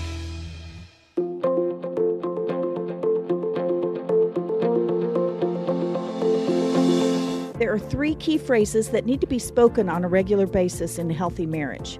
Hi, this is Pastor Troy and Julie Smotherman for The Joy of Marriage. You know, for over 20 years, Julie and I have been sharing these 3 key phrases, and here they are. I love you, I'm sorry, and I forgive you. Ephesians 4:32 says, be kind and compassionate to one another, forgiving each other, just as in Christ, God forgave you.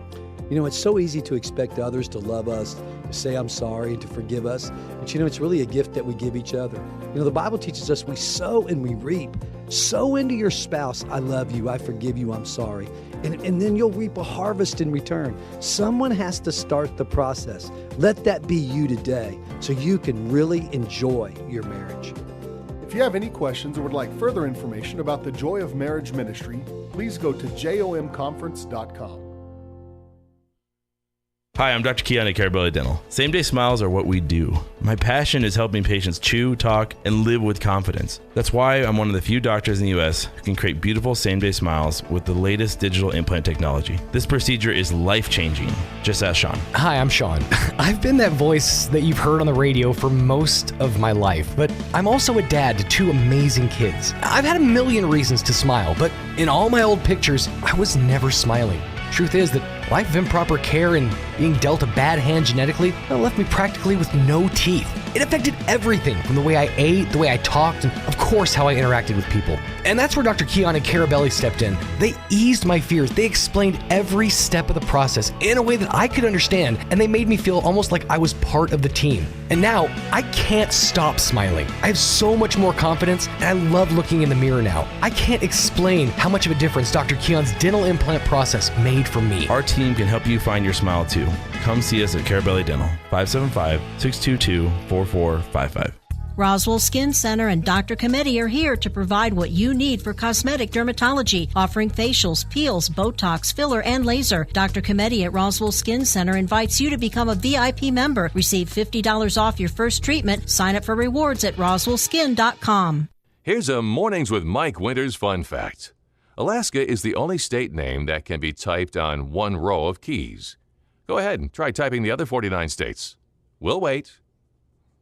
Here's Mike Winters. And good morning. It is 20 minutes after 8 o'clock, and joining us in studio this morning, at least for a little bit, I imagine things are pretty busy over at the E&M York campus right now. Donna Orestion back with us. It's gearing up, fall semester, everything's started yesterday. Everything's starting to look like a normal typical semester at the campus. Our new normal. Yeah. Good deal. But yes, we started classes yesterday, and of course, students can still register all the way through Friday. That's the last day to add and drop a class. So if you want to do something, you still got time this week? There's still time. I got a call from a student yesterday saying, is it too late? I said, no, you can still. I just want to take one class. Sure. Okay, perfect. Come on, talk to an advisor, get registered. So, even if you miss one class or you're still fine. Yeah, generally that first class, they're going over syllabus and, kind of, you'll have to do that on your own. But as far as curriculum goes, it usually starts that second class. Right. So all the way through Friday, you can add and drop a class. So if something's changed in your life and you say, I can't do that class anymore, I'd rather take it online, or I need to take it in the day or the evening, you can make those changes all the way through Friday. Good deals. And our enrollment's looking good. We're up from last fall, which is good. So good deal. We've got new students coming in, continuing students of all ages. We've got Youth Challenge on campus, adult education, special services. And students. Are they back doing their full programs and things? They're not quite full capacity, but it's a good group of cadets. Because they, like the college, they probably more so. Yes. They got basically shut down during COVID. Right, so. Because they are, fully resident. They live on campus in dorms. And so it's good to see they're back doing their full program. Yes, again, and we have early college, high school students on campus as well. So we have such a variety of students on our campus. It's really just amazing when someone says, I don't know if I'll fit in. It's like, yes, you will fit in. Are you breathing? Then you'll fit. You'll fit in. We have no doubt that you will fit in just fine. Yeah. So we're really excited to have that semester underway. Good. And faculty had their in-service last week, and our staff had our in-service last week. So good deal. We're raring to go. Well, since we're talking back to welcome back, this Thursday night, I'd like to welcome back people. Right. You guys are having a big welcome back event this Thursday? We are. We're having a big shindig on Thursday, August 18th, and that's from 4 to 7. So it's not really night, but it's late afternoon. Pre-evening, Pre-evening. Depends on how old you are. Depends on some of the older folks are like by the time this is past by the my time bedtime. 7 hits, I'm like I turned to a pumpkin around now. Right. So depending on your schedule, what we're calling it a welcome back night, but it's from 4 to 7 on Thursday. So we're having the Matthew Palmer Band play. They're for us. excellent. They're I've seen them play several times, and they're a very talented group. You'll enjoy them. Yeah. So if you haven't heard them, you'll be able to hear them, and it will be outside in our we're calling now our sculpture courtyard, which is where our new Reaching for the Stars sculpture has been installed. So if you haven't seen that, if you haven't seen it, it's really nice. We have it. We have some landscaping around it, some nice fencing. But it's over by beautiful. the Performing Arts Center. Right in front of the Performing Arts Center. So in that courtyard area, there's a lot of areas for shade and things like that. Nice little group gathering area. Kind of a gathering area. So we'll have that set up. So we'll have some games. We'll have petting zoo, which is really the Is it Runyon Ranch? The Runyon Ranch. Yeah, they always animals. usually bring an exotic animal or two, so depending on. That's all depends on the animals and how they're feeling that day and all that. What their mood is that day. Yeah, but we'll have a variety of those animals that you can get up close and personal with, and those are always fun to see.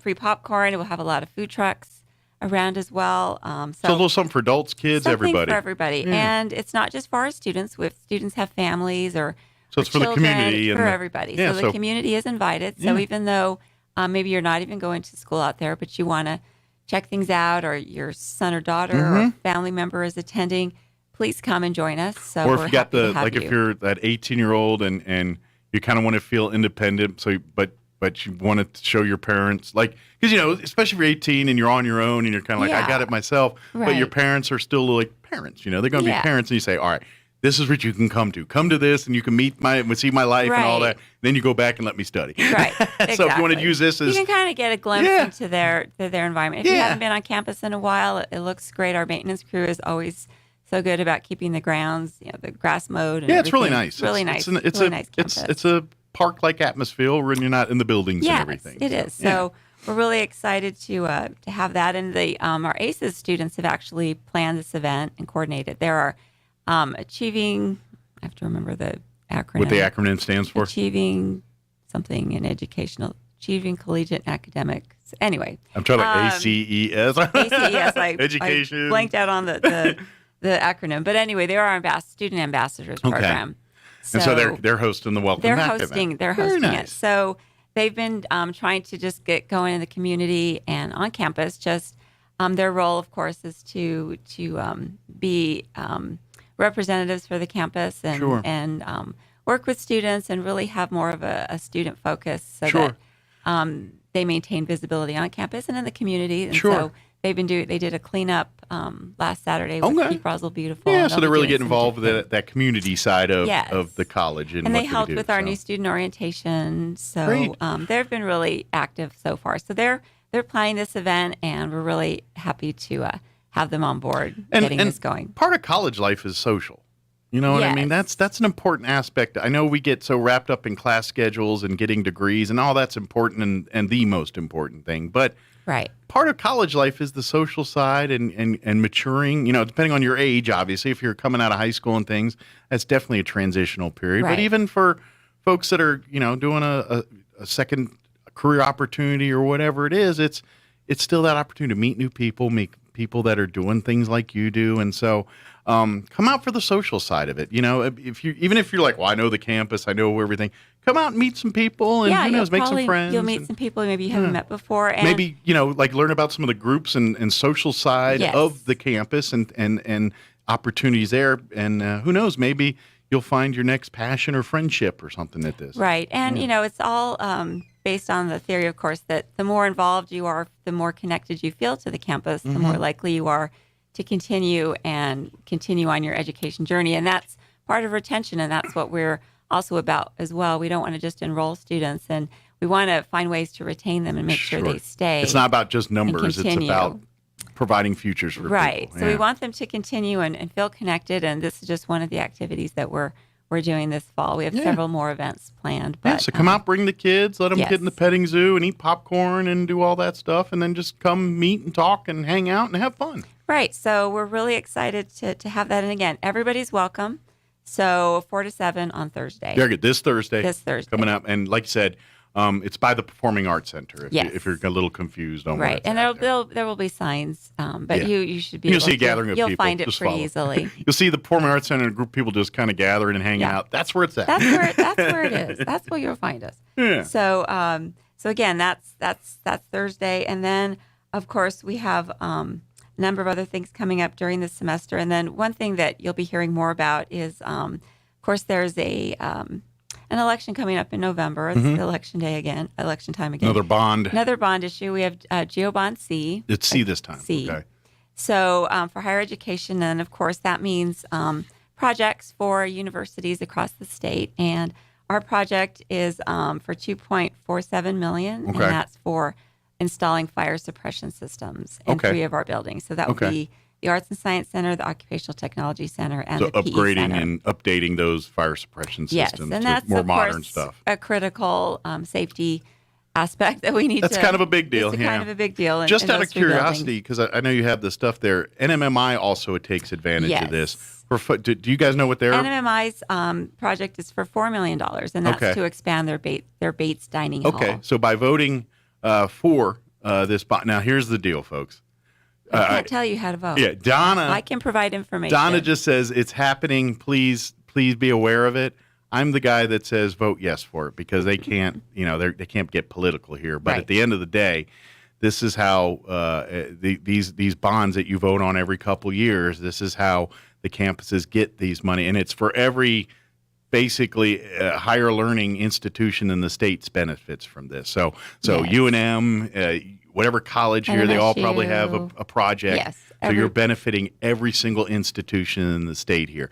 We're just trying to show you what here at ENMUR is doing, and of course what NMMI is doing. Right. But this is for every single higher institution learning facility in the state. So, and of course it is a statewide vote. So if it passes by a majority of the statewide voters, the projects do proceed. Yeah. So even if for some reason Chaves County would fail it, but it's passed the statewide, it would still go into effect. But we really hope our voters support it. And again, there's no tax increase associated with this because the bonds are renewed every 10 years. Yeah. So it's really a renewal. It's very an easy thing to do. It's a very positive thing to do for. And I think it's just part of checks and balances, where it's we want to give every college money to do these things, but they also want to ensure that these colleges are actually doing what they're saying with it. So I think this is part of that checks and balances. Every few years, we're going to make you vote on this and make you guys tell us exactly what you're doing with that money, and that's part of that checks and balances. We've had several, of course, projects over the years. We had the Automotive Welding Technology Center, which is now, and that's fully functional and open, and that's open for the first time this fall. So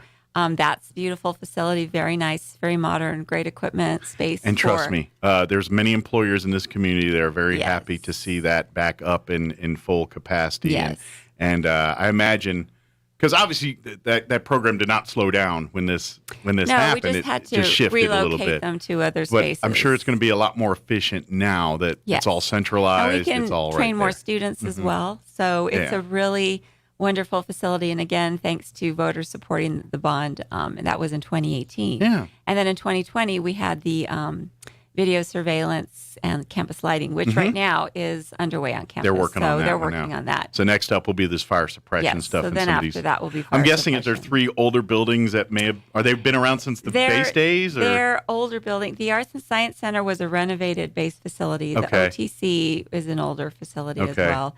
And the PE Center, again. So these buildings are probably from the 40s in some cases, depending, or 50s. Yeah. Maybe 60s at the latest. A little bit later, but but part of it is because of regulations from public ed.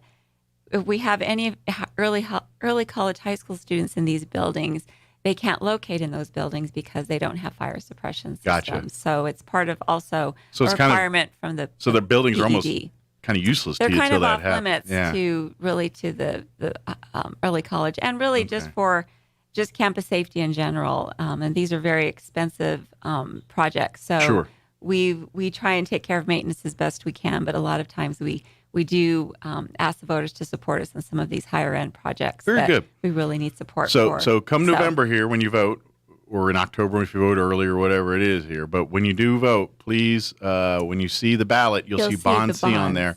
and that's what this is covering. So please read it because you should. It's on the ballot. But it will explain. But I can say it. Please vote for it because it really does help every single institution in this state. And I'm telling you, we look at our numbers and you look every year, we're always in the bottoms of these stats. Well, it doesn't get fixed without improving. And this is how you do right. stuff And like we need that. to keep our facilities, even though a lot of students do take classes online, we have a lot of students, the majority that take our classes on campus. So Sure. we need to maintain our facilities and keep them safe. And I just kind of putting the plug in for everybody here, we're here in Roswell, we're pretty plugged in, but there's a lot of campuses and even some of the other campuses as part of Eastern, they're in remote locations and things. And so technologies and things, they need the money for what these projects are. So please, this is how we make our higher education system better in this Right. state. It's just an endorsement. And again, you'll see it. The slogan this year is uplift education, which is kind of it's a very positive thing that you can do. You're not voting against something, you are voting. Yeah, it's easy to vote against things. We got a lot of that. I won't say that, but yes, you're voting. But uplifting education is something we should all support. And I'm sure if you have questions about exactly what the campus is doing, you can call and they'll be happy to tell you about it. Right. I know Dr. Powell and General Grizzle are speaking right now to various civic clubs and organizations about the bond. Yeah. And if you have a group or somebody that you'd like to have to come talk to you about it, if you have questions, you can call me at 624-7403 and we'll make arrangements for them to do that. I imagine at some point Dr. Powell is going to want to come on here as we get close to the election and kind of explain exactly what that bond C is going to do for ENMUR. Right, right. And our campus in Portales also has a project. It's at $9 million, and it's for a student services building on campus to consolidate all of their services. Good deal. So, again, a lot of the majority of higher ed institutions in the state do benefit from Bond C. Well, and then the Portales campus, they serve a bit of a different role than the Roswell campus does, where they have people like staying as a 4-year where there's fraternities and things like that, where it's more of when people picture college life, that's kind of more like that. Right, it's more traditional. Yeah. So when you put on your 80s college movie, it looks more like Portales. Revenge of the Nerds or something like that. That looks like that. Oh, I'm sure they would love that. I'll tell them you said Maybe that. not the comedy part, but just kidding. the lifestyle of, a little bit. Teasing. I know what you mean. Although, the Nerds turned out pretty good at the end there. They did. They were the winners. Go Nerds. That's right. There's nothing wrong with being a nerd. I've been a nerd all my life. So also, along with that, I'll just mention Library Bond B. So again, there's A, B, and C. But B is for public libraries and academic libraries and tribal libraries. Now, does your library get some funding for that one too at the campus? From that as well, and my library would, Roswell Public Library, and all the public school libraries. Yeah, they kind of go hand in hand when we talk. Both B and C, and this year B is the library bond. Yes.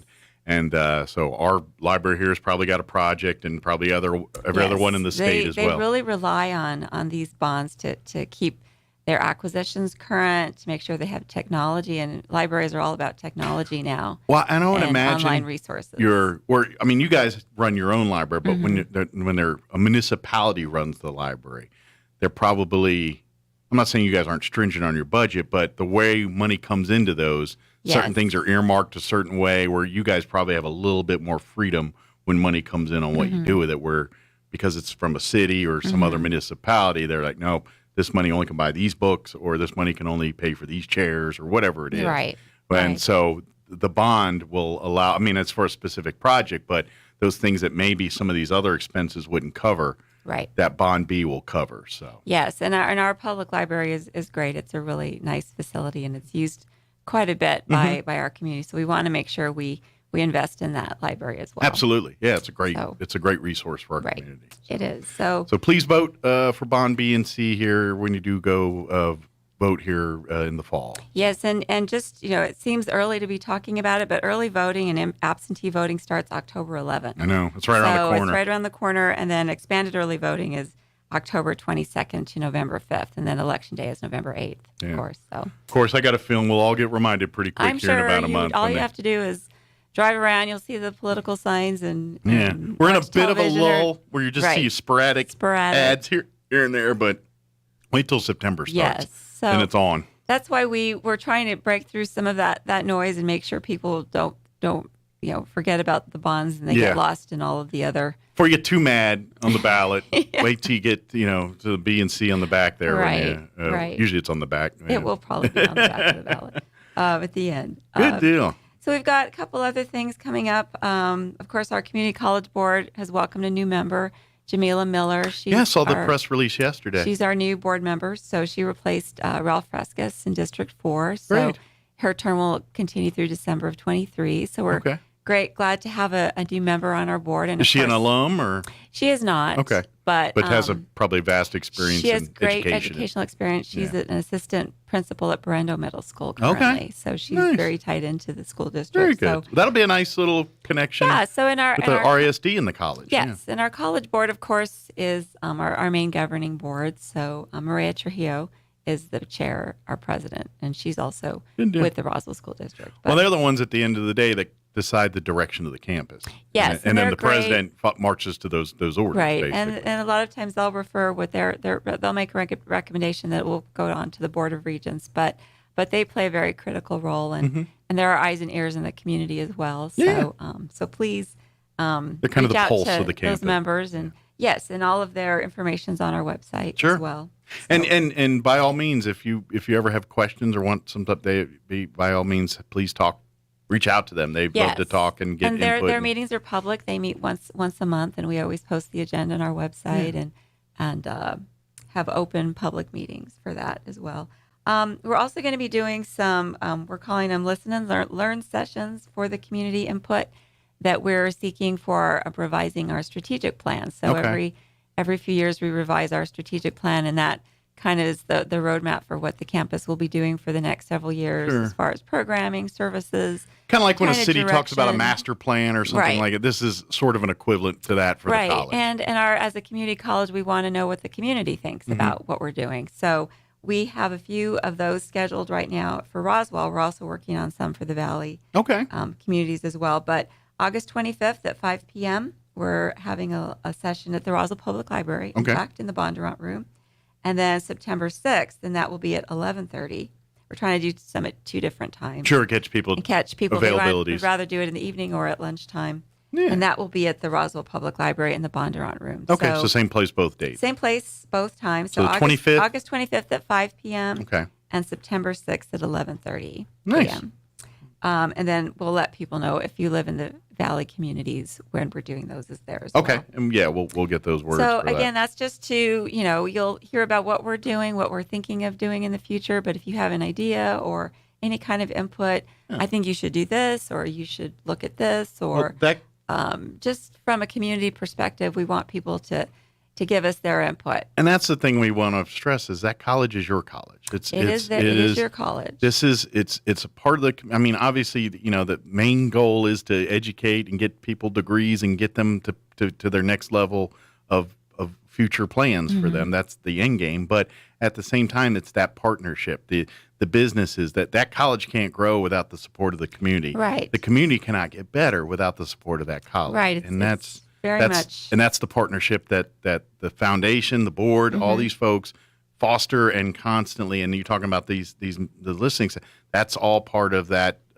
Getting that everybody on the same page, basically. Yes, and they are our stakeholders, and we're here for them. We would not be here if it wasn't for the community and our students. We wouldn't exist. Yeah. So we really hope that we will get some good attendance at that. And then even if you can't make it, you're always welcome to email or call me, or email or call Dr. Powell. He'd be happy to talk with you about any of that. And then, of course, we're also doing a search right now for a new chancellor and president of the university system. Okay. So Patrice Caldwell will be retiring. And so we do have a national search going on for a new chancellor. Yeah, I feel like that's not a president. job you just put in at the Labor Department. No, a little bit different. Very specific, Looking for a chancellor, and we got one of those laying around. Anybody guys go look? Yeah, so we're really pleased to see that process moving forward, and it's a very inclusive process as well. So on August 29th, we are doing a kind of a community forum, and it's again everyone's welcome to come out to that. It's at 1:30 in our OTC on campus. And if you just have any input on the person leading the search firm. It's a national search firm that's helping us conduct that search. Okay. And so he will be there guiding the discussion. But if you have any input on what the president should know or do, any abilities or qualities that you'd like to see in that president that's chosen or recommended, So you can provide that. So part of the input. process is the firm kind of like gets you a pool. Yes. And narrows it down to whatever Right. it is, They 18 reach candidates. out across the country and find people that are a good match and a good fit for the university system. And so the chancellor serves as chancellor of the university system, but also president of ENMU. Gotcha. So it's a kind of a combined role. So our president, Dr. Powell, does report to the president of the ENMU So system. this person basically calls Portales home. Yes, the Gotcha. person, the Their position office and live everything in will be at the main Portales, campus and they there. stay in Gotcha. Portales at the main campus. But it's kind of like, the firm will give them a half dozen candidates, and then the board, I guess, sits down and says, "This is the we'll pick the best out of this There's group." a search committee that's been organized, and so it's a representative group of students and staff, and there's representation from the Verdoso campus, from the Roswell campus. So that search committee will work with, are working with this firm, and then they look at applications and they decide, which to pursue. And Sure. it's a long process. It's but just kind of peeling back the curtain. Like several years ago, when my wife got selected to be part of the process for selecting the superintendent. Okay. Yeah. And so very there's similar. There's kind of, and so that's why I have that knowledge in my head, and I'm like, I'm pretty sure it's going to look a lot like that. Yes. So right now they have been, of course, advertising the position, and they help us to know, which areas of the country, which people were looking for in different positions at different colleges, and what educational background, what their just kind of the way that they work and operate, and trying to find somebody that will be a good fit for us. Good deal. Well, you got a little bit of time since you have someone in place before they retire, but I imagine they want them. They probably want to work hand in hand for a month or two there to and for the hopefully, transition. I think the timeline is to have somebody by January in place. So good deal. So you got the fall semester busy. to find a new person to be the chancellor / president of the college. So that will be going on as well. Okay. We're going to have a Constitution Day celebration. Constitution Day is September 17th. Okay. And so we're actually having it on the 13th because the 17th is a Saturday. But that is the national. No one wants to come out for the party on the 17th. So we're doing it on the 13th. But again, that's just to remind students of the value of the Constitution. Absolutely. And it's a federal holiday because we do receive federal financial aid. And that's part of the recognition. Well, it is the document we live our lives by. It is the document. So, kind of a big deal. So we have many constitutions to pass out to students and a lot of other activities that day.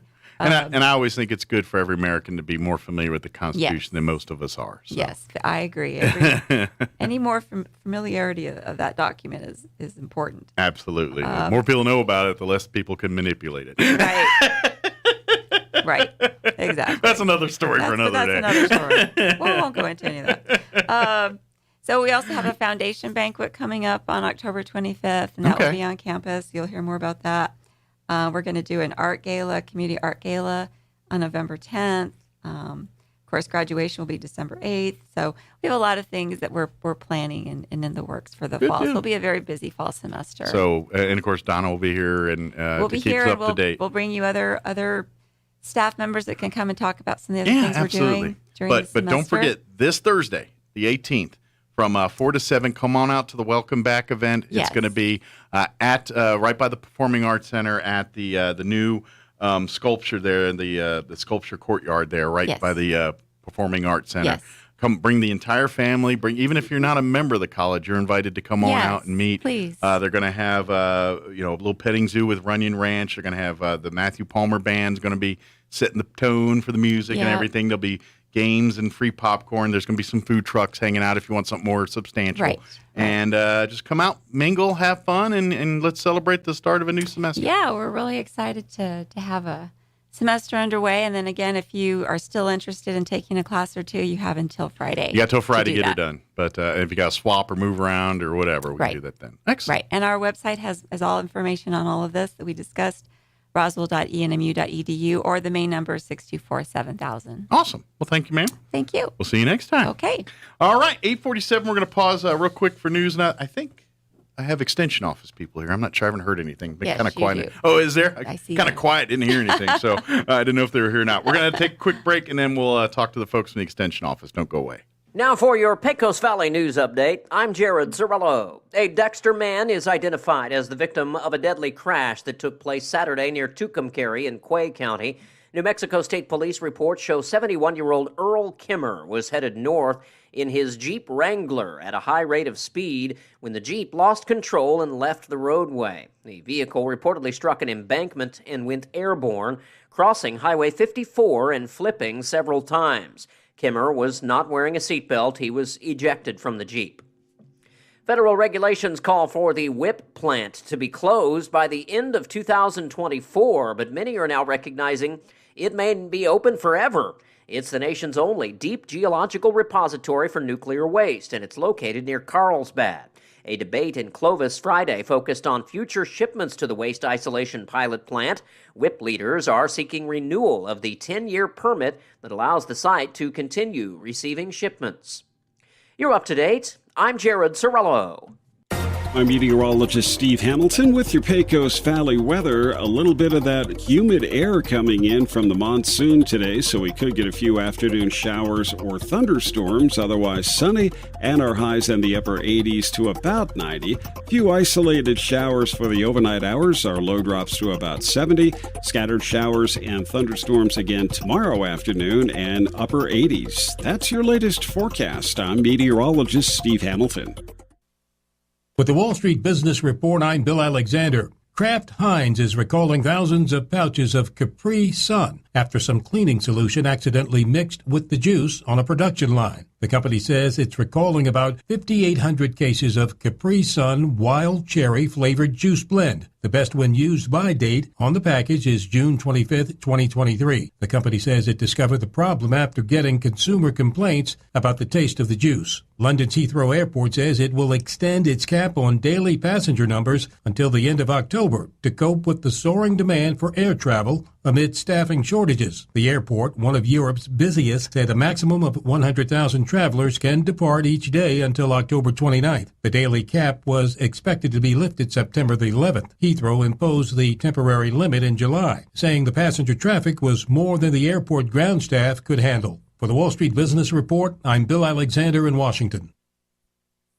Playing dance music can help ward off mosquitoes. Now you have a reason to invite Pitbull to your next pool party. Here's Mike Winters. And good morning. That was a good one. I'm proud of myself for that one. Good morning. It is 50 minutes after 8 o'clock, and joining us back from the Chaves County Extension Office, Tamara and Drew back with us. Good morning, guys. Good morning. How's In Unison? Check you all out. We've been practicing. Yeah. So did Andrew get worn out from the fair? It's been a busy summer. I was gonna say, you guys have been pretty busy the last month or so here. Yeah, and we still have it's not slowing down. Go. Yeah, it's not slowing down anytime soon. So I guess we got about 10 minutes here. What's going on? What do we want to get going on first here? We've got lots of things going on in the office. Enrollment kicks off still in October for the 4-H group. Okay. They've got 2 more fairs, so they can come see us at It is fair New Mexico season. State Fair. It is. Mm-hmm. Yep. We have 4-H Day at the library next month, so they are exploring rockets. So come see us on September 21st at 3 o'clock at the library. Everything's free. Good deal. So for kids 5 through 18, come And join you do us. a little project and have fun and kind of a make and take kind of deal. Yes, and all sir. that. Yeah. Is that going to be like in the Bondart room or one of the rooms out there? Over there where the children's library is. Yep. Okay. Very good. So, come on. And those are free events. They are. And while you're at the library, check out the rest of the stuff there. Absolutely. They got lots of stuff going on. Quite a good, but we'll remind folks as we get a little closer. I know that's September 21st feels like a year away from some people right now, and it's not, but it feels like it. So we'll remind folks there too. So, but if you're interested in the 4-H, learn more about 4-H. That's a great place, and of course the rockets and all that too. But if you really want to find out what 4-H is all about, that's a great event to come and see it in action, so to speak. Absolutely. Yeah. What's next? We've got some diabetes prevention programs going on as well. Okay. So we're going to kick off our Prevent T2, which is our year-round program. So it's a couple of months of meeting every week, and then wean off to about every month, but it focuses on really controlling your weight. So anybody who is pre-diabetic or at risk for type 2 diabetes, give us a call in the office. We've got some classes going on, and they're free. Good deal. That's always good. And that's something, too, for folks, that the science in diabetes has changed a lot in the last 10 years, whatever it is. So things you might even think may not be true today. And I'm talking about foods and when you eat them, how you eat them. It's not a death sentence. You're not done eating pizza the rest of your life if you've been diagnosed pre-diabetic or diabetic or something like that. You just got to find different ways to do it, or maybe it's the quantity of what you eat or when you eat it. If you're eating at 10 o'clock at night and you go to bed at 30 minutes later, that's not good. Those are the kind of things that they can kind of, you can have your pizza again. We just got to do it the right way, and that's a lot of that's learned. And same thing with medicines too. It's what works for one person doesn't necessarily work for the other because each body's different and they got to find a different way to kind of make that sugar balance. And sometimes, obviously, food and diet's a big part of that, but I this is where you need to talk to the extension office. That's not a sentence of eating garbage, or not garbage, but food that has tasteless, blandless, gross the rest of your life. And you're going to get to enjoy your ice cream and your pizza and things, just not all the time, every time, and that's really what's learning about. And that's where these classes can help you, along with your doctors and and those healthcare professionals. But between the two, you can kind of get a great idea what you can enjoy and how to find your new little guilty pleasures and things. Well, and the great thing about the Prevent T2 program is it takes a look at everything. So it looks at stressors and how to control stress and what that does to our bodies. It looks at sleep and how that affects our diabetes and things like that. So it really covers a well-rounded variety of material. Yeah. So please sign up for it here because, and I got to be honest, information's evolving constantly in this area too. So maybe you did it a couple years ago. They just redid the curriculum this year, so now's the time to jump back in it. Yeah, exactly. So please reach out to Tamara here and get on the ball with that because I know it can be frustrating. I know I'm trying and it don't work, and you get frustrated. Your doctor's trying to help. But it really is. It's a lot of playing and jockeying and kind of figuring out what works best for you, and it may not be the same thing as your neighbor or family member or something like that. Well, and we also have Kitchen Creations coming up in October as well, which is the cooking school for those that have already been diagnosed with diabetes. Yeah. So either way you fall on that one, give us a call. Absolutely. What else we got? Drew, you got some stuff? Yeah, well, we gave out our pecan weevil traps at the beginning which of the are month. not like I described them last time. No. And so they actually, on August 4th, so when we had that event, we were out of traps in 27 minutes. We had over 105 traps. We had a great turnout. Good. A lot of people showed up, so much so that we are going to be hosting some workshops on how to make these traps yourself. Okay, so we can do it. Yes. I am going to be calling around the people that did show up that day and were unable to get a trap first. But if you are interested, reach out to our office. Good deal. And then in September, we're going to be starting up with the library. We're going to be having some gardening classes. Cool. If you are interested, they will be on Saturdays once a month. And we'll be at the library there? They'll be at the library. And the first one, I believe, is the 24th of September. They're going to be about an hour long, so show up. If you want more information, call the library or call us, and we'll let you know when it is and the times and everything like that. Yeah. Will it be kind of an ongoing, We're going to try and make it a continuous thing. And but could someone, in theory, join any time? Or? Oh, yeah. You know what I'm saying? If you can't make this one, come at the next month. Or you're not going to miss out on some information that you need. It's not for any sort of certification or anything like that. It's strictly sharing knowledge. Tips on being garden, and I imagine it's as much as your expert input, but it's also probably input from the group as well. Definitely. Tricks and things that they've found over the years and different methods too. So really it's kind of a think tank for gardening kind of Very thing. much so. And I hope to get the master gardeners involved with it as well. Of course, we'll see how that goes, and hopefully they can give some of their talks as well. Yeah. So come to give information or come to learn it. Either way, we'd love to have you. Good deal.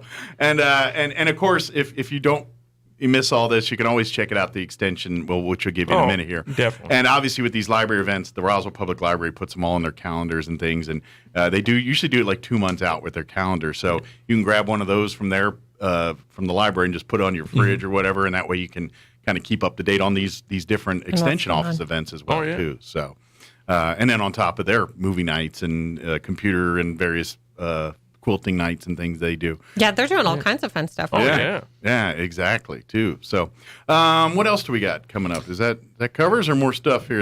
One thing. So there've been a lot of questions about CEUs. So if you have a pesticide applicator's license right now, obviously we're getting closer to the end of the year. The year's flown by. If you need CEUs and you want to make the trip to Hobbs, there are some CEUs that NMDA is putting on. Okay. In Hobbs on September the 8th. Okay. And so if you are interested, give me a shout, or I'm sure it's on NMDA's website, but I can give you more information on that as well. Okay. We will be hosting some here in Roswell as well, looking like November 3rd. Okay. And so if September's out of the question, if you can hold out for another month. September the 8th in Hobbs, that's one that NMDA is putting on. Then we'll be hosting one here November the 3rd. So typically the people that need these, do their license expire at the end of the year generally? And so CEUs are continuing educational units, and so moving the elephants upstairs. Yeah, so it is just making sure that everybody stays up to date with NMDA regulations. Gotcha. New technology that's coming out, the new science. Sure. So it's just making sure that everybody is staying in the know. I imagine that pesticide world is kind of like the diabetes world, constantly evolving, changing. Oh, very They're finding much so. bigger, better ways to do what they did, either Definitely. safer or more efficient or whatever it is. Very much so. Yeah, Mhm. It's constantly evolving. It's there's a lot of science in ag science. Yes, there is. Weird like that. Yeah. But yeah, if you want to learn those options, and this is commercial. We're not talking buying We Be Gone or Raid from the store and coming out to the. This is a little different. This is more for individuals who are buying restricted use pesticides. Yeah. Now, if you are wanting to get licensed, I believe this event in Hobbs, you can also get your private applicator's license there. If I understand the email I got correctly. Okay. And then, if not, you can get your private applicator's license online through NMDA's website right now too as well. Perfect. Very good.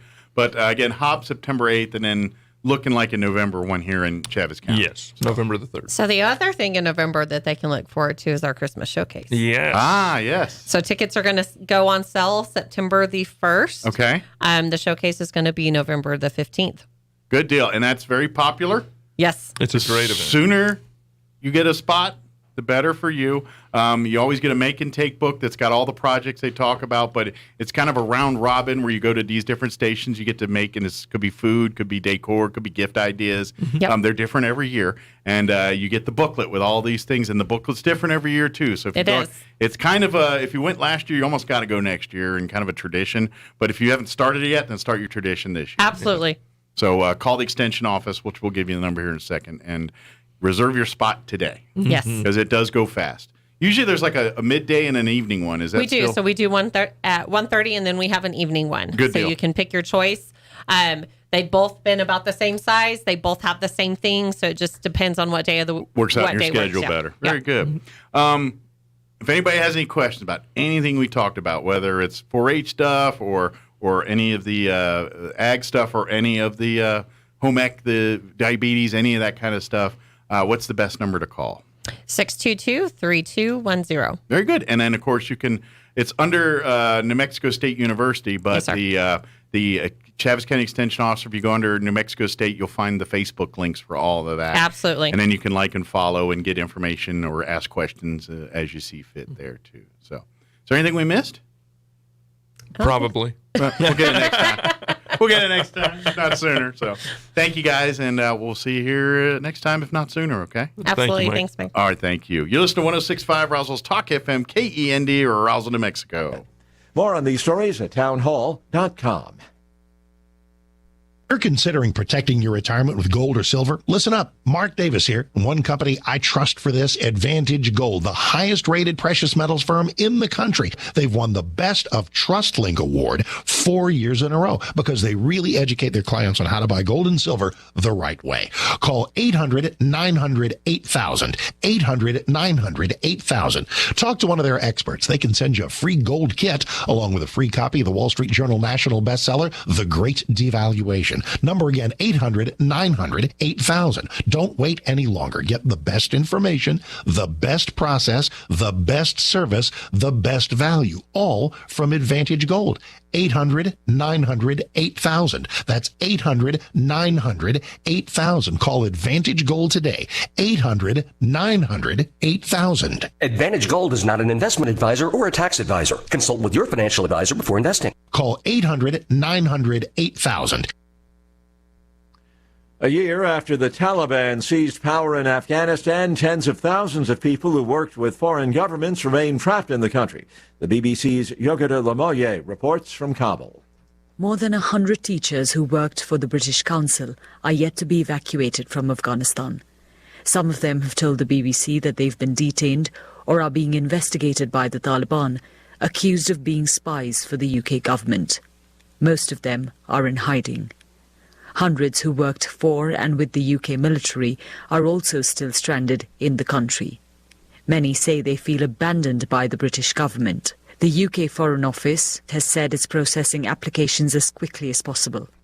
Unusually high temperatures and a prolonged drought are affecting large swaths of China, reducing crop yields as well as drinking water supplies. News and analysis at townhall.com. The stubborn western drought demands drastic action. Cities and farms in 7 U.S. states are bracing for cuts this week as officials stare down a deadline to proposed unprecedented reductions to their use of water from the Colorado River. The U.S. Bureau of Reclamation in June told the states, Arizona, California, Colorado, Nevada, New Mexico, Utah, and Wyoming, to determine how to use at least 15% less water next year or have restrictions imposed on them. The Bureau also expected to publish hydrology projections that will trigger additional cuts already agreed to. John Scott reporting. Voters in Los Angeles will not get to decide whether controversial District Attorney George Gascon will be recalled. The county registrar says the recall attempt failed because it did not collect enough valid signatures to put the issue on the ballot for the voters to decide.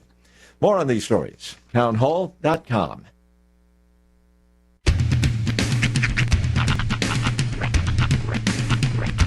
What in the wide, wide world of sports is going on here? I promise you, whatever scum did this, not one man on this force will rest for 1 minute until he's behind bars. Now let's grab a bite to eat. Yeah, come on. I feel the hot wind on my shoulder and the touch of a world that is older. I hit the switch and check the number. I leave it on and then I slumber. I hear the rhythm ringing through it. Flamenco guitar and cumbia music. I hear the talking of the DJ. The devil wishing, what does he say? I'm on a Mexican radio. I'm on a Mexican radio.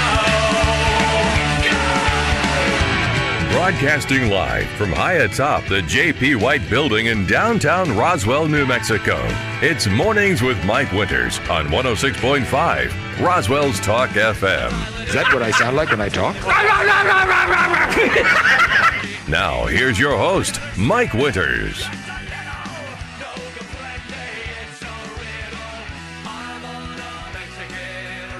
And good morning. It is 6 minutes after 9 o'clock.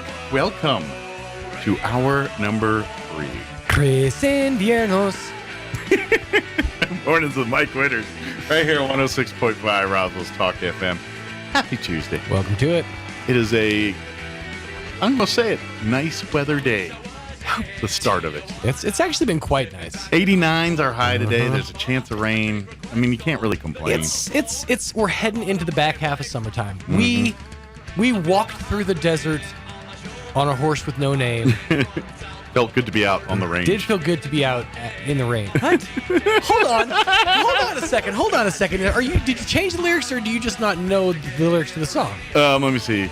It felt good to get out of the rain. Okay. Out on the rain. I have to get out on the range. I like that though. In the desert, they can't remember your name because there ain't no one to give you the name. You touch on something because there's a lot of misheard lyrics in songs. And I think I had "on the range." Out on the range is what I thought it said. To get out on the range. Yeah, that's what I thought. You know what? It works though, because I'm taking a horse with no name out on the range. I never thought much about it till just now, to be honest. I just said it, so So there's the song "You Ought to Know" by Alanis Morissette. There's a line in the chorus of that song that I swear to you, up until I was like a grown man, I thought the line was, "The cross-eyed bear that you gave to me." As in, like, at some point he gave her a teddy bear that's eyes were crossed or something. In my head, that made total sense. No. The cross-eyed bear that you gave to me. Yes. Yeah, there's a lot of those, though. A lot of, like, just random misheard lyrics. Well, I swear. There's a lot of them. There's a couple. I've told the wife one. That was a good one. Monster truck. That's one of my favorites because that was so. Because I'm like, now that's all I hear. Right? Every time I hear that song, it's monster truck. But there's a couple of those songs that just they get twisted. Got it. I can't remember one of them off the top of my head. That's the thing is that, like, it's hard to remember any of the ones that like off the top of the dome. But yeah, they like when it comes up, you're like, oh, that's what they're saying. Well, the classic is Manfred Mann, Blinded by the Light. Yes, the deuce. Yeah, revved up like a deuce, another runner in the night. Not the other thing. Not the Massengill. Yeah, not revved up like a douche, another runner. I was like, wait, I can say douche on the radio. It's fine. I just have to be talking about the device. I can't be talking about, like, say, for example, a human. Yes. Even if they are one. Even if they do tend to be one. But you might want to adjust your mic cable. You're crackling a little bit. Oh, dang it. I know.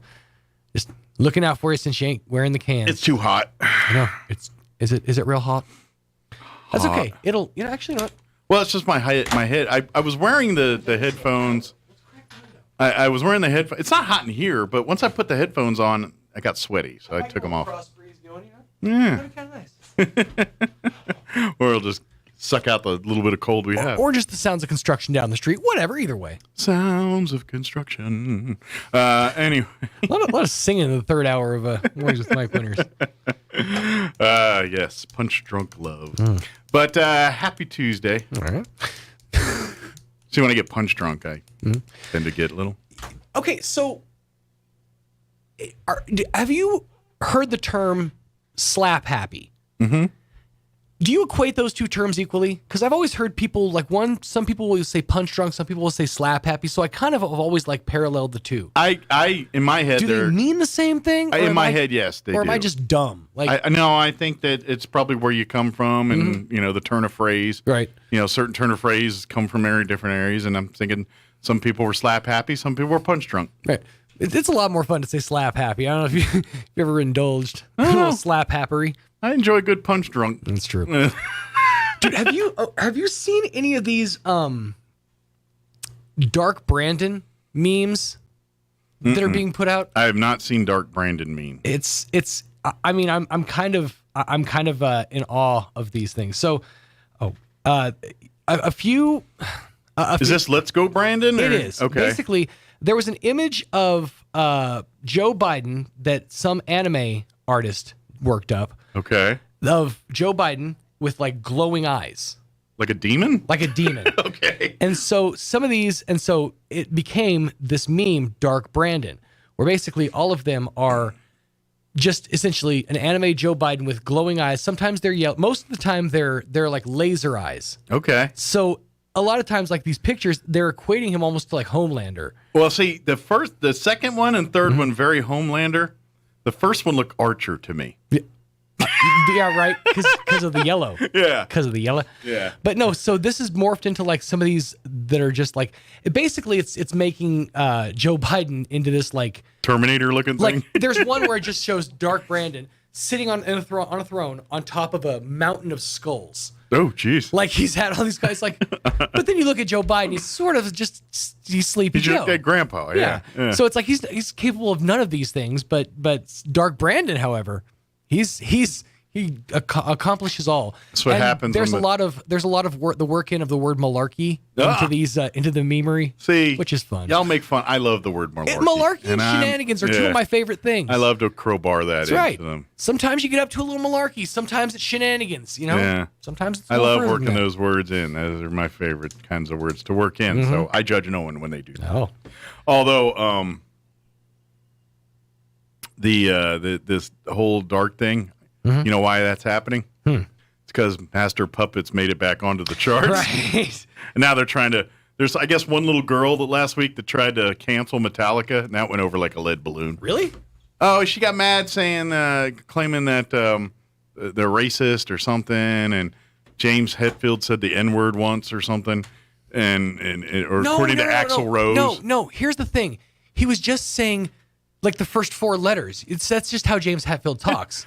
He was saying, I don't even want to say the first part. Well, and here's the thing. I'm not going to do it. I think her source was Axl Rose. And I'm like, if there's anybody more coked out during that time period, it was Axl Rose. Don't think he's the most reliable source. And by the way, you know how many people said that word in our history of man? And if we canceled everybody, there'd be no one left on the planet. I'll tell you this. The line in my head's really making me laugh. Yeah. But basically this little girl went out and tried to throw that out there, and she got a wave of, go pound sand. Right. And that went the way of the dodo. Oh, yeah. It was a different time. They canceled the cancel culture lady, which made me happy. Yeah, it's like, you messed with Metallica fans. Now, you think they care about your feelings? Now, yeah, to a point. We're not bringing it back or anything. But to a point, there's definite power there. Yeah. Do you realize the whole metal, what that's about? Yeah, you're not falling into the love train there, bud. All right, we're going to play our interview we had yesterday with the ladies from the Roswell Community Little Theater, Tricia Hart and Jessica Melendez. They joined us to talk about She Loves Me, which they got one more weekend of performances, and then their Thursday night immersive dinner that's going to be happening this Thursday. Today is the last day to get tickets for that, so we're going to play the interview, tell you about how to do that, and then talk about the show. So we're going to play that here in just a few. Before we do that, though, let's go ahead and take a look at that weather, a kinder, gentler, nicer weather. I'm meteorologist Steve Hamilton with your Pecos Valley weather. A little bit of that humid air coming in from the monsoon today, so we could get a few afternoon showers or thunderstorms. Otherwise sunny, and our highs in the upper 80s to about 90. A few isolated showers for the overnight hours. Our low drops to about 70. Scattered showers and thunderstorms again tomorrow afternoon and upper 80s. That's your latest forecast. I'm meteorologist Steve Hamilton. Thank you, Steve. Currently 77 degrees here in Roswell. Humidity is at 60%. Winds currently out of the south at 9 miles per hour. 20% chance for some showers and thunderstorms this afternoon, mainly after 3 today. Mostly sunny otherwise. Highs only expected to hit 89 today. Yeah, that's not bad. Winds will be out of the southeast 10 to 15 miles per hour. Looking at a 20% chance of showers and thunderstorms tonight as well, mostly cloudy. Overnight low of 69 degrees with south winds 10 to 15 miles per hour. Wednesday, 20% chance at afternoon showers and thunderstorms, partly cloudy, highs near 90 tomorrow with northeast winds 5 to 10 miles per hour. 30% chance of rain for tomorrow night, mostly cloudy with an overnight low of 68 degrees, east winds 5 to 10. And then Thursday, Friday, Saturday, our rain chances jump up. We're looking at a 40% chance of showers and thunderstorms for Thursday. Partly cloudy, high of 86, east winds 5 to 10, 40% chance of rain for Thursday night, mostly cloudy, overnight low 58. Friday, we're looking at a 50% chance of showers and thunderstorms, partly cloudy, 87. Friday night, first week of high school football, we're looking at a 50% chance of showers and thunderstorms, mostly cloudy with an overnight low of 68. So a little cooler. Rain chance, probably want to bring a rain jacket and maybe a light sweater for the later part of the game.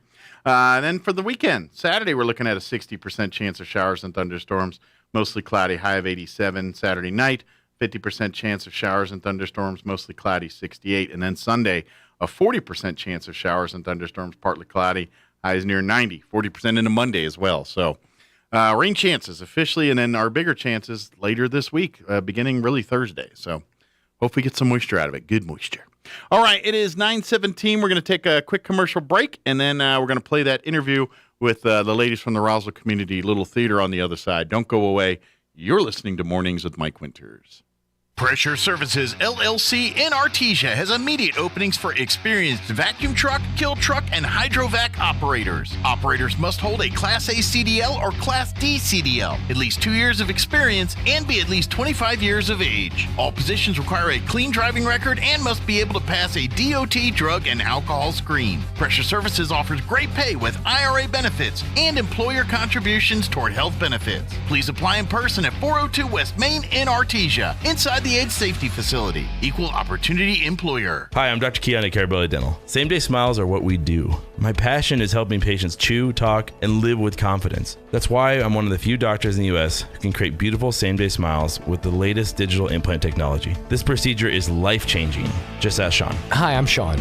I've been that voice that you've heard on the radio for most of my life, but I'm also a dad to 2 amazing kids. I've had a million reasons to smile, but in all my old pictures, I was never smiling. Truth is that life of improper care and being dealt a bad hand genetically left me practically with no teeth. It affected everything from the way I ate, the way I talked, and of course how I interacted with people. And that's where Dr. Keon and Carabelli stepped in. They eased my fears. They explained every step of the process in a way that I could understand, and they made me feel almost like I was part of the team. And now, I can't stop smiling. I have so much more confidence, and I love looking in the mirror now. I can't explain how much of a difference Dr. Keon's dental implant process made for me. Our team can help you find your smile too. Come see us at Carabelli Dental, 575-622-4455. This is Dallas Cowboys football 2022. Hurts in the gun for the Eagles, coming left to right in the green shirts. Only heard here. Snap is back, little read option. He keeps it up the middle and runs slam into a wall and loses yards. All season. Micah Parsons. Saturday night. It's your Cowboys and the LA Chargers. Live from SoFi Stadium. On this Dallas Cowboys radio network station. Pre-game at 7, kickoff at 8 on Southeastern New Mexico's official Cowboy station. 92.9, The Brand. You are 13.8% more likely to die on your birthday. Think about that the next time you want to celebrate your birthday month. Here's Mike Winters. Joining us in studio this morning from the Roswell Community Little Theater, Tricia Hart back with us, and Jessica Melendez. Good morning, ladies. Good morning. How's so we got to the first weekend of the play. For folks that don't know, they're currently in week number 2 of their play called She Loves Me, and this one's we take like a romantic comedy. You know, think of You Got Mail in live theater form. And it's also a musical. Yes, and it's a musical. It means they sing. Yes, they break out into song. But it's not a fun. So you know, because I know the guys are like musical, but there's jokes. So that counterbalances. So when your spouse is all into the singing and then they crack a joke, you'll be happy. So there you go. It's a rom-com. And if you liked You've Got Mail. Exactly. Well, yeah, it's kind of the live theater version of that, I guess you could say, right? But it's in the 30s. So obviously no email or You Got Mail. That would kind of be, you know, that was back. Out of the era. Yeah, it was back in the day where they had the boy with the hat. Huh? Oh, you know what? I did not turn that mic on. Sorry about that. Mike doesn't love me. Thank you. I'm It's my not first day feeling back. the I love. gotta get used to it. And I'll have my headphones on because as soon as I put them on, I start sweating like a pig. So I can do that on my own. I don't need headphones. But but yeah, it's 1930, so obviously that You Got Mail. But you know, think of more like the paper boy in the street corner with the cabbie hat. You know, telling that kind of thing. Yes. So he's on the corner going, "You got mail." No, I'm just kidding.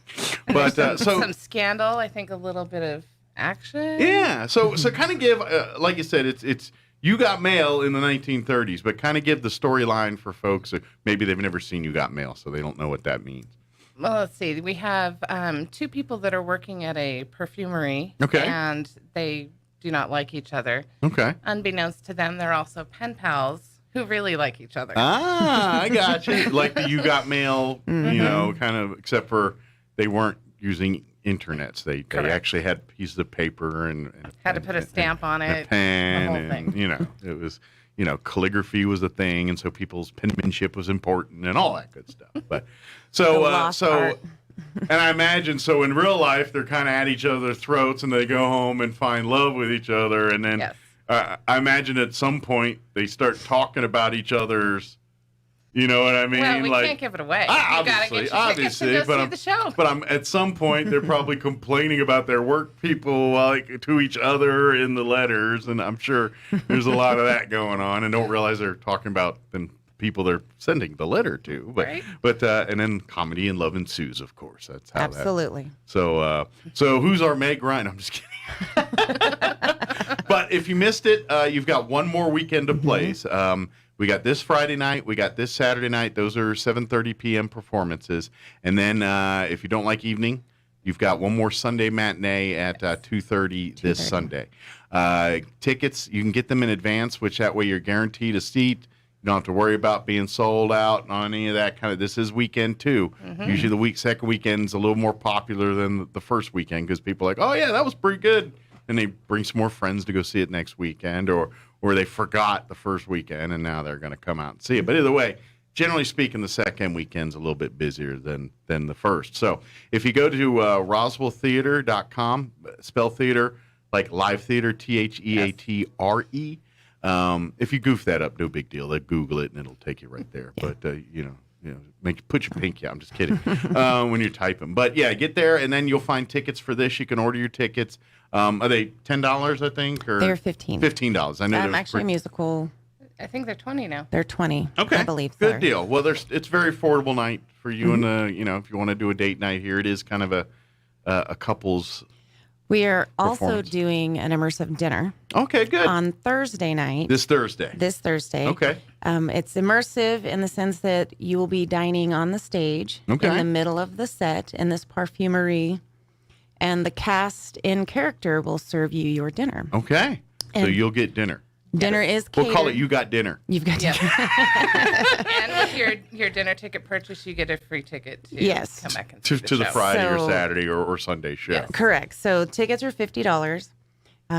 Doors open at 6. You have wine and charcuterie hors d'oeuvres for cocktail hour. You get to mingle with the characters, get photos.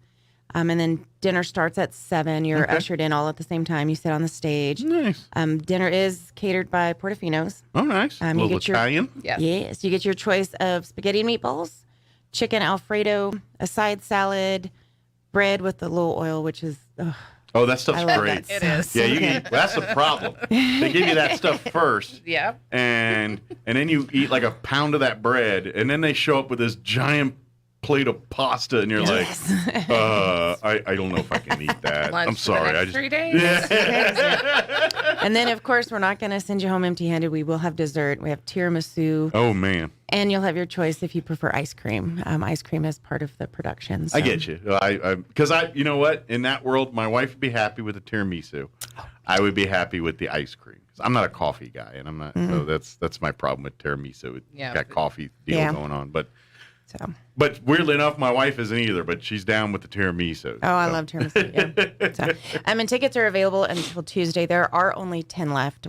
So we first do come, only first sell serve. 20 tickets, so it's already halfway sold out. And it's sold out every time. Yeah, and it sounds like you made a delicious meal. You get catered, make it a date night thing. And it's kind of a little dinner theater. Yeah, the characters serve you and interact with you. And if you're not familiar with the play, that kind of gives you a good, lead in, kind of a preamble to what the play's going to be when you go see it that Yes, and then when you go see the play, you're like, oh, I get that joke now. Yeah. Like, now that makes sense. But and this is our 4th dinner theater. You guys have been doing, of course, you had the one at the Clarion most recently. That was our Curtains Rising. The Curtain Rising, which hopefully that went well. It was a huge success. Good deal.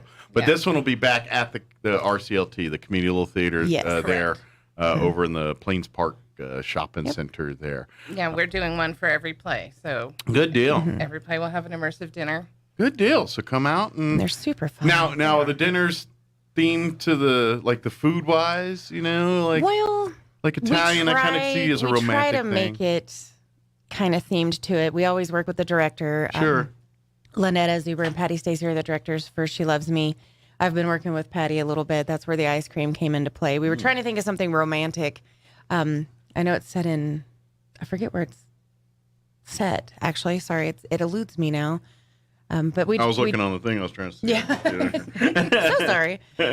I'm so sorry. I'm failing. We know my it's in the RCLT. 30s, so yes. So I was trying to think romantic, and I thought, what do we have that's romantic? And you always think pasta, Lady in the Tramp. Exactly. So if you want to recreate that scene, Lady in the Tramp and meet in the middle with the noodle there, then then this is your night. Get your tickets and get a picture. Yeah.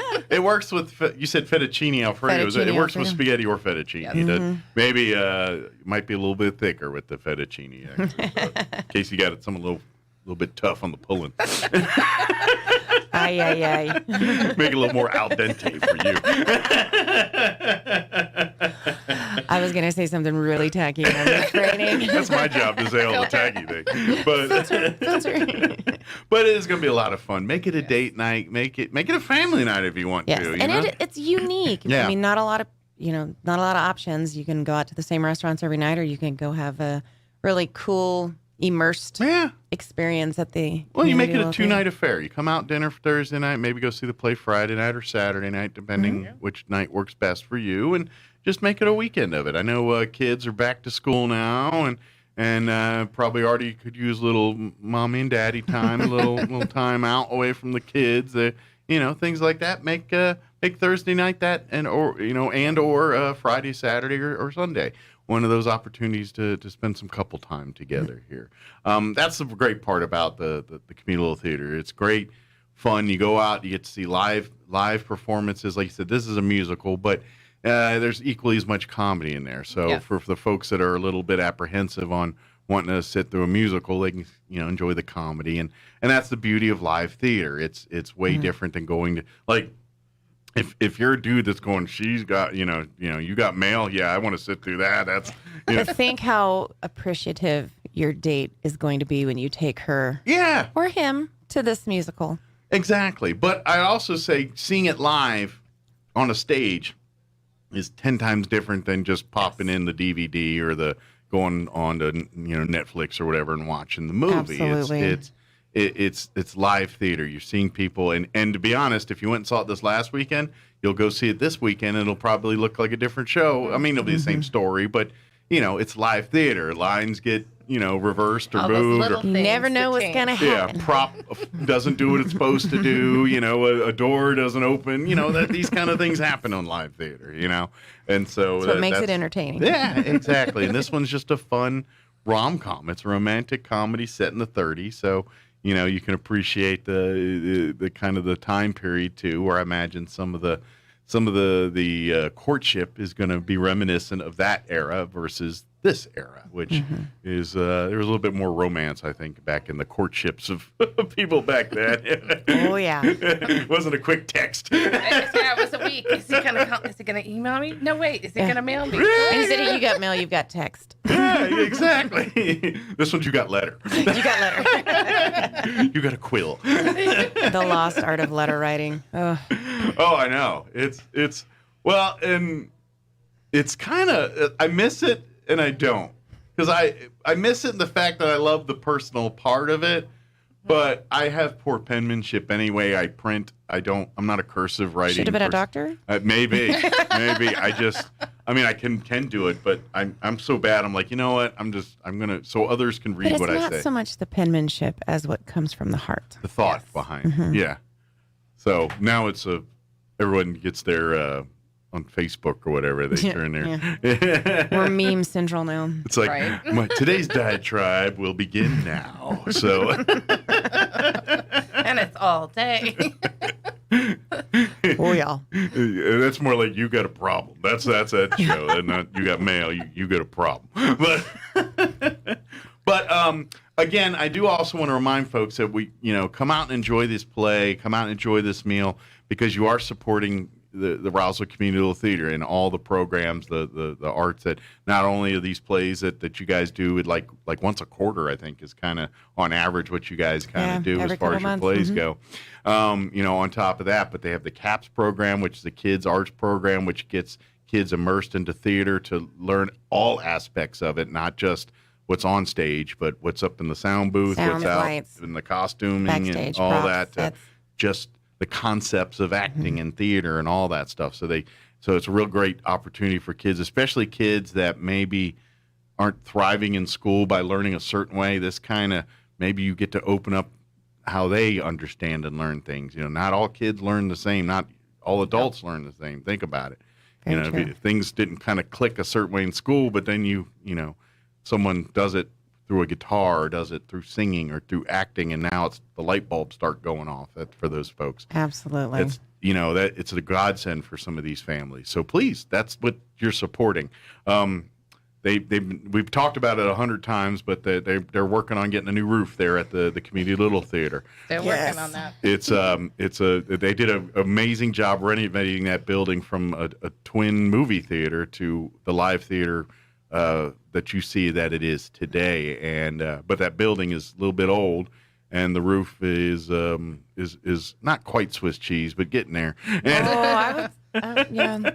And of course, of all the damage that the water has caused, we've got to do some interior remodeling now. So we're going to be starting the lobby project. Oh man! So it's getting to the point where it's hopefully it's not getting into structure issues and things like that. But they need help with that. So by you coming out and enjoying dinner here Thursday night, or coming out to the play this weekend, or both, you're supporting that. You're supporting the CAPS program. You're supporting all the great fun things and educational things that come out of the Community Little Theater. And we take just donations too. If you don't want to come. If you can't make it or whatever, but you'd like to say, well, I can't make it this weekend, but here's $100, or here's whatever, $20, $5, whatever it is. It all helps the theater there. So come do it. But if you want something for some bang for your buck, come on out and enjoy a beautiful dinner.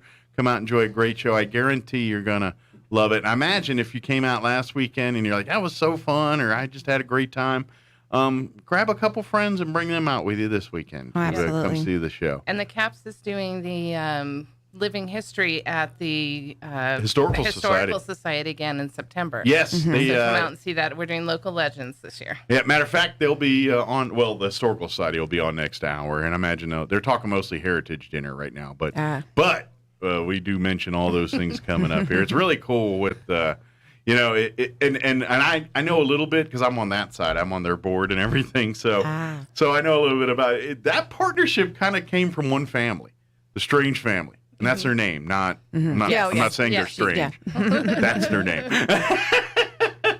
And their youngest son, I think, is the youngest. Josiah, is he the youngest? I think he is. But Corbin and Josiah, I don't remember. Yeah, I think Josiah is the younger of the two. But he came and they were doing their graveside manor stuff, which is kind of like what they're doing at the Historical Society. Yes.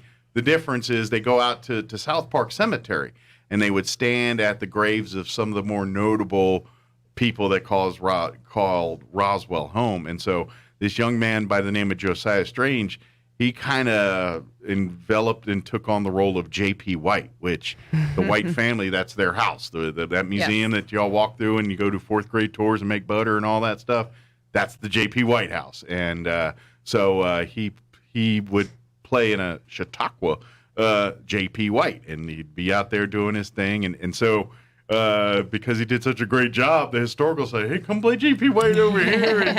And his family got way into it, and his brother got involved. And so the whole family is well immersed into the CAPS program. And I think her mother's one of the ones that kind of teach she's and the run. one organizing the local things. legends this year. And she did last year. So I think she's kind of stuck in that. Good. That's kind of her. She does a great job. We don't mind. Keep her there. Ball default. That's your job now. That's what happens when you do good at things and you just get the job. But so they've expanded it to the Historical Society, and we'll talk more here. But in September, they do art projects and stuff. It's really fun for the whole family. Bring the kids out, and they go to various rooms in the house, and they have some of the CAPS kids doing like what they do at Graveside Manor, playing these various characters. And then the kids go to the archive facility right next door, and they've got art projects and all kind of fun stuff. So we'll talk more about it. But you're supporting all that by coming out and eating dinner and doing all that. So support the arts. That was the point I was making there, is you support all of that here. Again, the website to learn all things about the Community Little Theater is roswelltheater.com. Spell theater like live theater, THEATRE. And come on out Thursday night. Like you said, tomorrow is your RSVP deadline. Correct. For the dinner on Thursday night. And when you go to the website, there's little tabs at the bottom that will say She Loves Me. That's actually the performance. And then the tab that says Immersive Dinner, it should be the tab directly following the She Loves Me tab. Okay. So now, if you want to go to the dinner and the show, click on the dinner. You'll get tickets to the show as being a part of the dinner. Correct. And if you think about it, $50 kind of seems like, ooh, it's $50, but $30 for dinner and $20 for the musical. Exactly. So it's you gotta eat anyway. You gotta eat. I'm kind of thinking cool like, night. you guys making enough money here? Doesn't We feel actually do. Someone do the math on this one. The cast has worked really hard on this one. Yes. And, Good. you gotta eat anyway. So how big is this cast for this play? Because it's actually pretty decent big. size. Because I think you got mail. I'm like, well, there's 2 big ones in that one, and some side characters there. But that's a movie, and usually live theater doesn't have as many. No, it's quite a bit. Side character. It's a large cast. I think it's at least 10, maybe 12. Oh, wow. There's a lot of people in it. There's some little cameos. Well, that means there's a lot of waiters for Thursday. 13. Oh, wow. 13 people. And what's cool about the Immersive Dinner is that's when the cast really gets to have a lot of fun. Because they're the characters. They're in characters. They're free range. They're free range. Yeah, but they're improving. They're not stuck to a script. They're basically all because I knew enough to know that everyone that's is an actor that performs on here that takes it seriously. They generally, kind of want to know how the character is and the personality, the backstory, and so that kind of gives them the fuel they need to create the personality that they want to portray when they portray this character on stage. So if the character is a little sneaky or a little something that's not part of the norm, they're going to amp that up in the off-script area. So if this person's kind of a little conniving, they're going to be extra conniving. Yeah, production dates are scripted. Yeah. Immersive dates are not. We haven't had to really reel anybody in yet, but you never know. Yeah, they could go off and the rails. cast is super excited about the immersives. I've acted in Four Old Broads. We did Immersive Dinner for Four Old Broads, and my character was very much into the men, and I just really ran with that. You were kind of the Blanche. I was. If you're a Golden Girls, yeah, your character is kind of the Blanche of the ladies there at Four Old Broads. There, so. Yeah, retired burlesque dancer. Is that the next play? No. Or is that 2 plays? Four Old Broads on the High Seas will be in January. Okay, so I'm way ahead. We've got a ways to go. The very next one is Agatha Christie. Unexpected Christie. So we're going horror here. Yes. And I believe auditions are today. I was going to say, I think. So when's that performance? Like around October? It is. I'm thinking Agatha Christie, Halloween. That's got to be pretty good. So auditions are today and tomorrow at 6:30. I'm trying to see if it has production dates. We can look later, but I'm sorry. guessing Yeah, I don't have it's going to be production dates. probably right around October time frame. Just Yes. that gives enough time to get because it's August now, September. Yes. They usually take about a month of practicing and Right everything. here, October 14th, 15th, 16th, 21st, 22nd, and 23rd. There you go. So the 2 weekends before Halloween, it looks like. And there. Louise Montague is the director. Nice. So get you Agatha Christie. Get the gear up for that for all you fans of horror and the mystery and that thriller genre there. So it's kind of classy thriller too, Agatha Christie. You know, it's not. It's more mind mental. Yeah. It's not like Saw. You gotta pay attention. Which makes it better, I think. I think so too. I don't need the gore. Yeah, and whatnot. it's just people. Give me some good Hitchcock any day. No, yeah. Wow. It's like Sixth Sense. That's why so many people are blown away by Sixth Sense. Not now, but back when it came out. Came back, yeah. Because it just messed with your head so much, and people like Those are the ones I like. Yeah, and that's kind of Agatha Christie too, a little bit. Not she's way better at than M. Night Shyamalan Ding Dong. That guy. Hey, I like M. Night Shyamalan. I liked The Village. I liked that one. Made me mad too. I liked Sixth Sense, and I was blown away. I liked Unbreakable, but everything else he reeled me in and then didn't give me a payoff, and it made me mad. The Village was close. I was like, I liked that one, but I was kind of still mad at the end. Signs. Signs was okay. Lady in the Water. that thing's in a travesty. The Happening, that one made me infuriated. That was the one where people were just like committing suicide, like stop and let the lawnmower run them over, and it would turn out some kind of plant. The air was making people crazy, but they never paid it off. It just ended. Yeah. There was no ending. It just ended. It was no resolution. Yeah, I was so mad, and that's what he does. No big finale. Yeah, it's like, dude, it's kind of like and I'm gonna get yelled at for this one.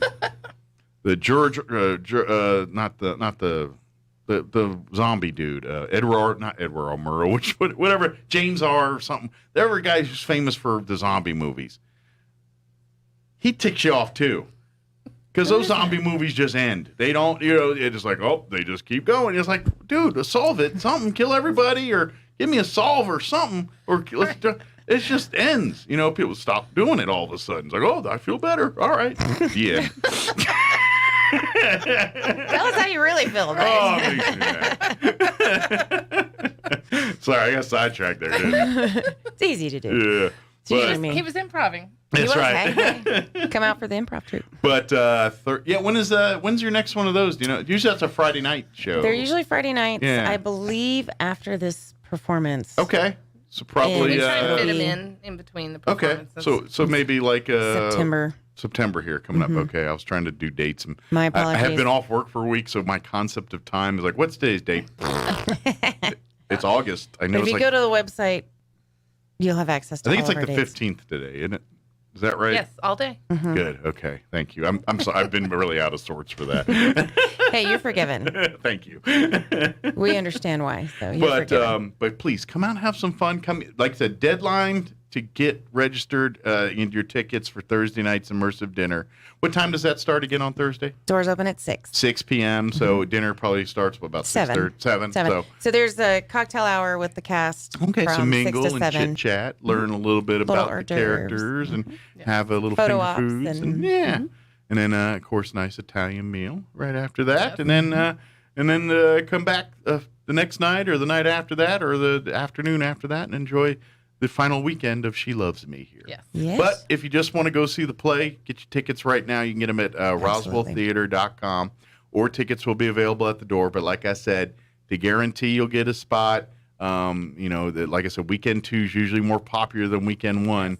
So there's only about 200 seats in that in the theater there, and so then they'll fill it up. And if you haven't been there for a show, go see it. It's a great experience. It's a lot of fun.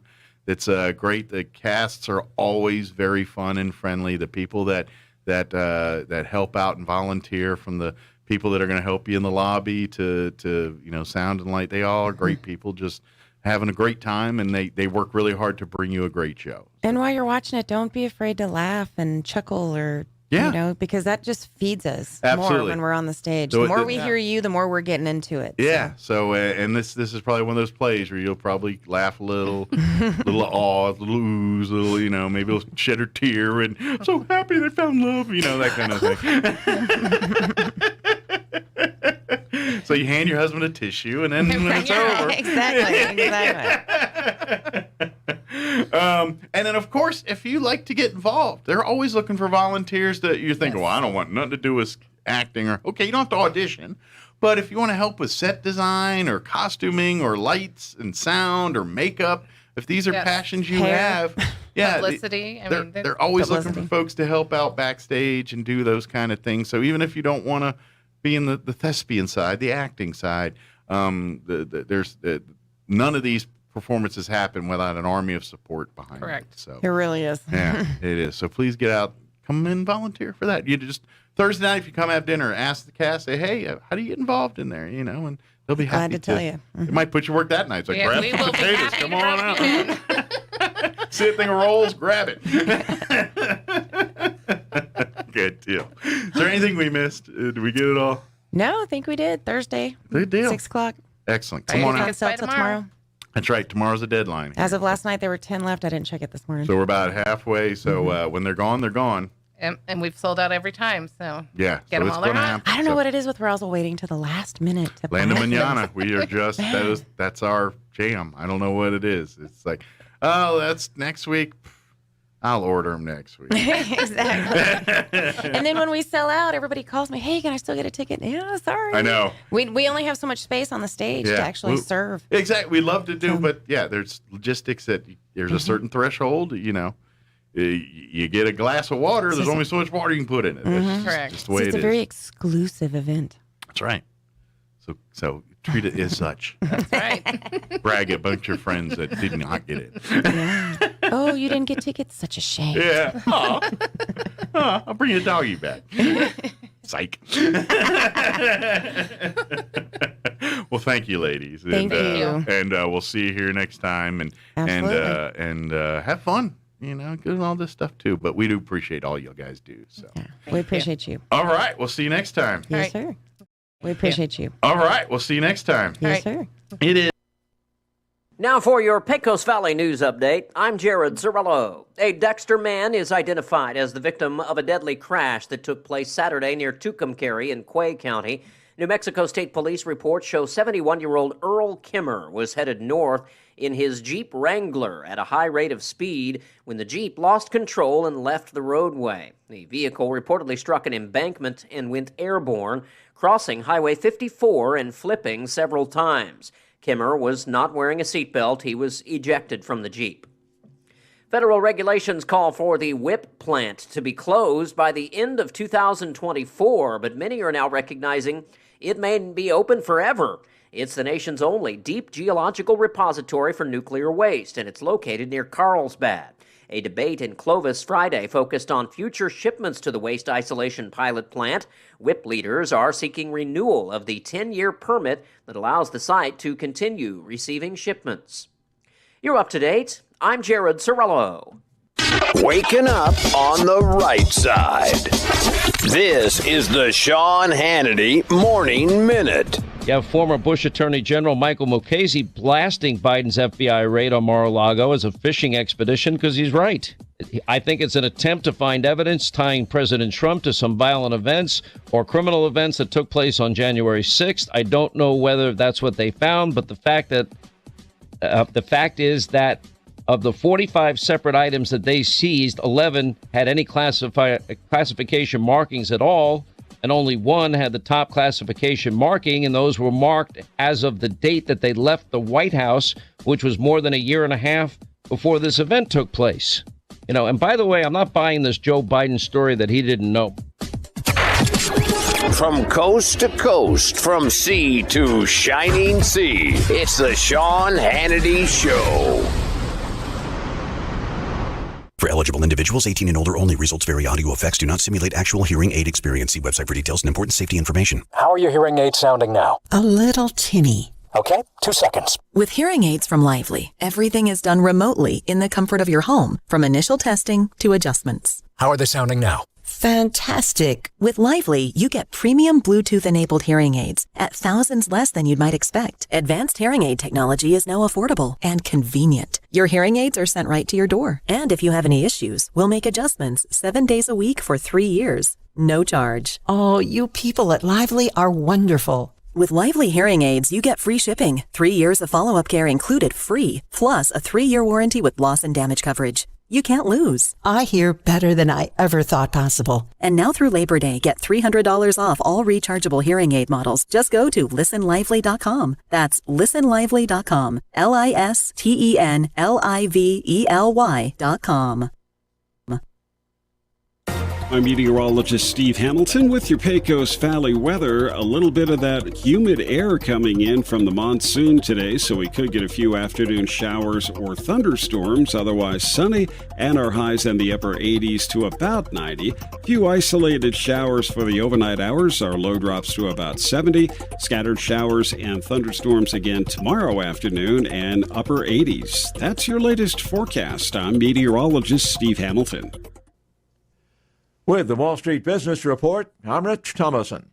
A lower open this morning for Wall Street before the benchmarks turned mixed at mid-morning. Traders pulling back a bit after the benchmarks hit a 3-month high. Walmart checking in with better than expected second quarter results. The retailer earned $5.15 billion, $1.88 per share, easily beating the $1.62 that Wall Street was expecting. It also topped last year's profit of $4.27 billion. Home Depot also reporting robust second quarter results. The retailer revenue for the 3 months ending July 31st rose 6.5% to $43.79 billion. American Airlines says it has agreed to buy up to 20 supersonic jetliners. However, the planes are still on the drawing board, and they're years from taking to the skies. For the Wall Street Business Report, I'm Rich Thomason. The bulls are coming to Roswell, and the savings are coming to Roswell Nissan. We have a selection of over 25 brand new vehicles on the lot, so you can ride away today in an all-new 2022 Frontier, Pathfinder, or Rogue. And the pre-owned lot is stocked with herds of practically new vehicles in stock, with many 20s and 21s in stock. And we have over 100 vehicles on the lot. When no one has vehicles, Nissan does. Get ready for bull riding action and head for Roswell Nissan, 2111 West 2nd. Martine's Capital Cafe in Roswell offers authentic and highly rated New Mexico food. Explore their amazing menu featuring huevos rancheros or asado with eggs or their green chili stew. And you can't forget their award-winning green chili cheeseburger, all made from scratch using their finest and freshest ingredients. Open for carryout with curbside delivery or limited dine-in. Just call ahead 624-2111. Martine's Capital Cafe, always pleasing the most refined palate. Open Monday through Saturday from 6 a.m. to 8:30 p.m. at 110 West 4th in Roswell. It's Big O Tire's 60th anniversary sale, and this deal is a hot one. Get $100 in instant savings when you buy 4 select in-stock sets of Big O brand tires with paid installation August 1st through the 21st. An exclusive deal for our most valued customers. For 60 years, you've trusted Big O Tires to give you quality service and excellent prices on tires, brakes, oil changes, and more. We want to show our gratitude for 6 decades of support, loyalty, and community. And what better way to do that than with a great sale? Hurry into your neighborhood Big O Tires and save $100 instantly when you buy select sets of 4 Big O brand tires, August 1st through the 21st. Big O Tires, the team you trust since 1962. Installation charges extra. Required on all 4 tires. Not valid with other offers. Eligibility may vary. Disposal fees extra and up to 10% shop fee based on non-discounted regular retail price not to exceed $35 where permitted. See store for details. Oasis Computers has been Roswell's trusted source for home and small business computers for over 30 years. And they continue to be your best resource for computer repairs, operating system upgrades, web root managed antivirus, special orders, and more. Oasis Computers is now open from 8 to 1, Monday through Friday to better serve you. Service calls by appointments and after-hour appointments are available too. Stop by Oasis Computers at 1703 North Garden or call or text 575-625-9141 for even faster service. Coming to the Liberty, Friday, August 26th. Don't miss an evening with Neil McCoy. And special guest, Austin Van. Doors open at 6. Show starts at 8. Tickets are on sale now. Get yours before they're gone. For info on how you can become a bona fide member, visit thelibertyinc.com. Don't miss an evening with Neil McCoy and special guest, Austin Van. Friday night, August 26th. Doors open at 6. Show starts at 8 at the Liberty in Roswell. Tickets are on sale now.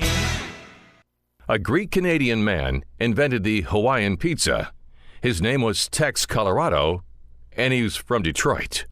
Here's Mike Winters.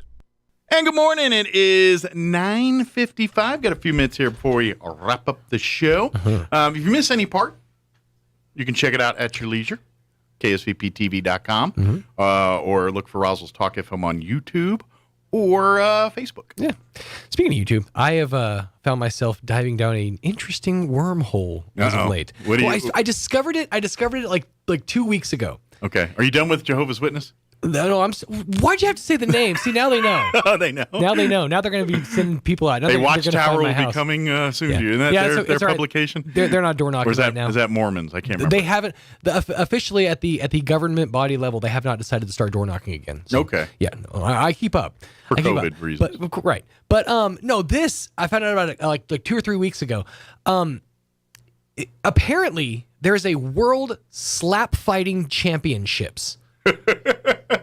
It is. Is this with the tortillas, or is this like slap slapping? No. This is actual slap fighting. This is like grown bodybuilder dudes, like big, hulking. So it's like dudes. arm wrestling but slapping. There's two posts, and they have a hand here. Okay. And it's over the top with slapping. The wind up is so great because they'll put their hand here, and they'll put their hand to his cheek, and then they'll wind up and just slap the bejeepers out of this dude. It's like golf swing. These dudes have like just bruised faces by the end. So of what's the the rules? Open hand. Is there any other rules? It's till you can't take it anymore. Okay. Last man standing rules, basically. Like, is there off limits? Like, if you slap high or low? I'm pretty sure you can't ball up a fist. I'm pretty sure it's open hands.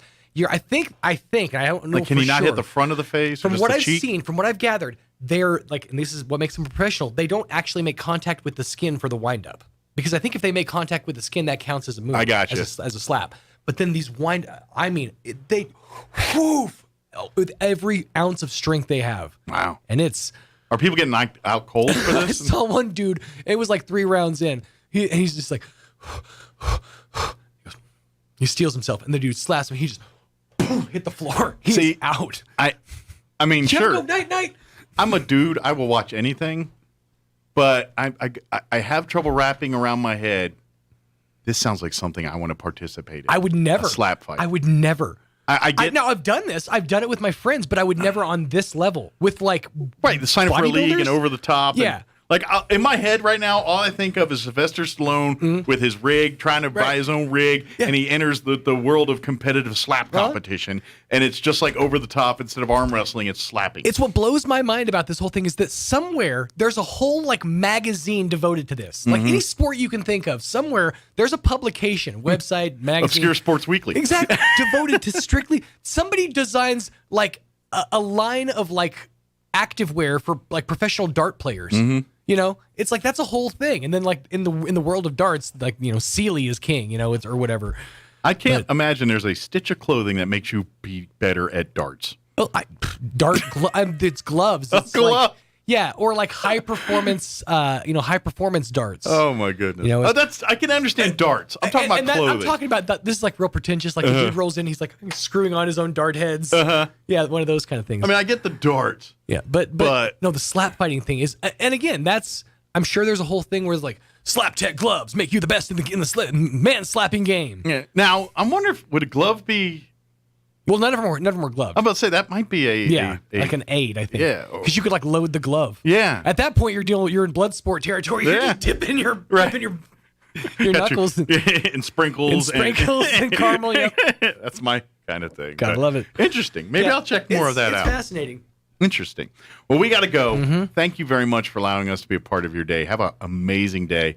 We'll be back bright and early, 7 a.m. tomorrow with an all-new show. Indeed. And I think, what's tomorrow? Wednesday? I think I got a full slate of guests looking on that list there. And we will talk to you guys bright and early, 7 a.m. tomorrow. Take care, everybody. Talk radio has landed on the all-new 106.5 FM.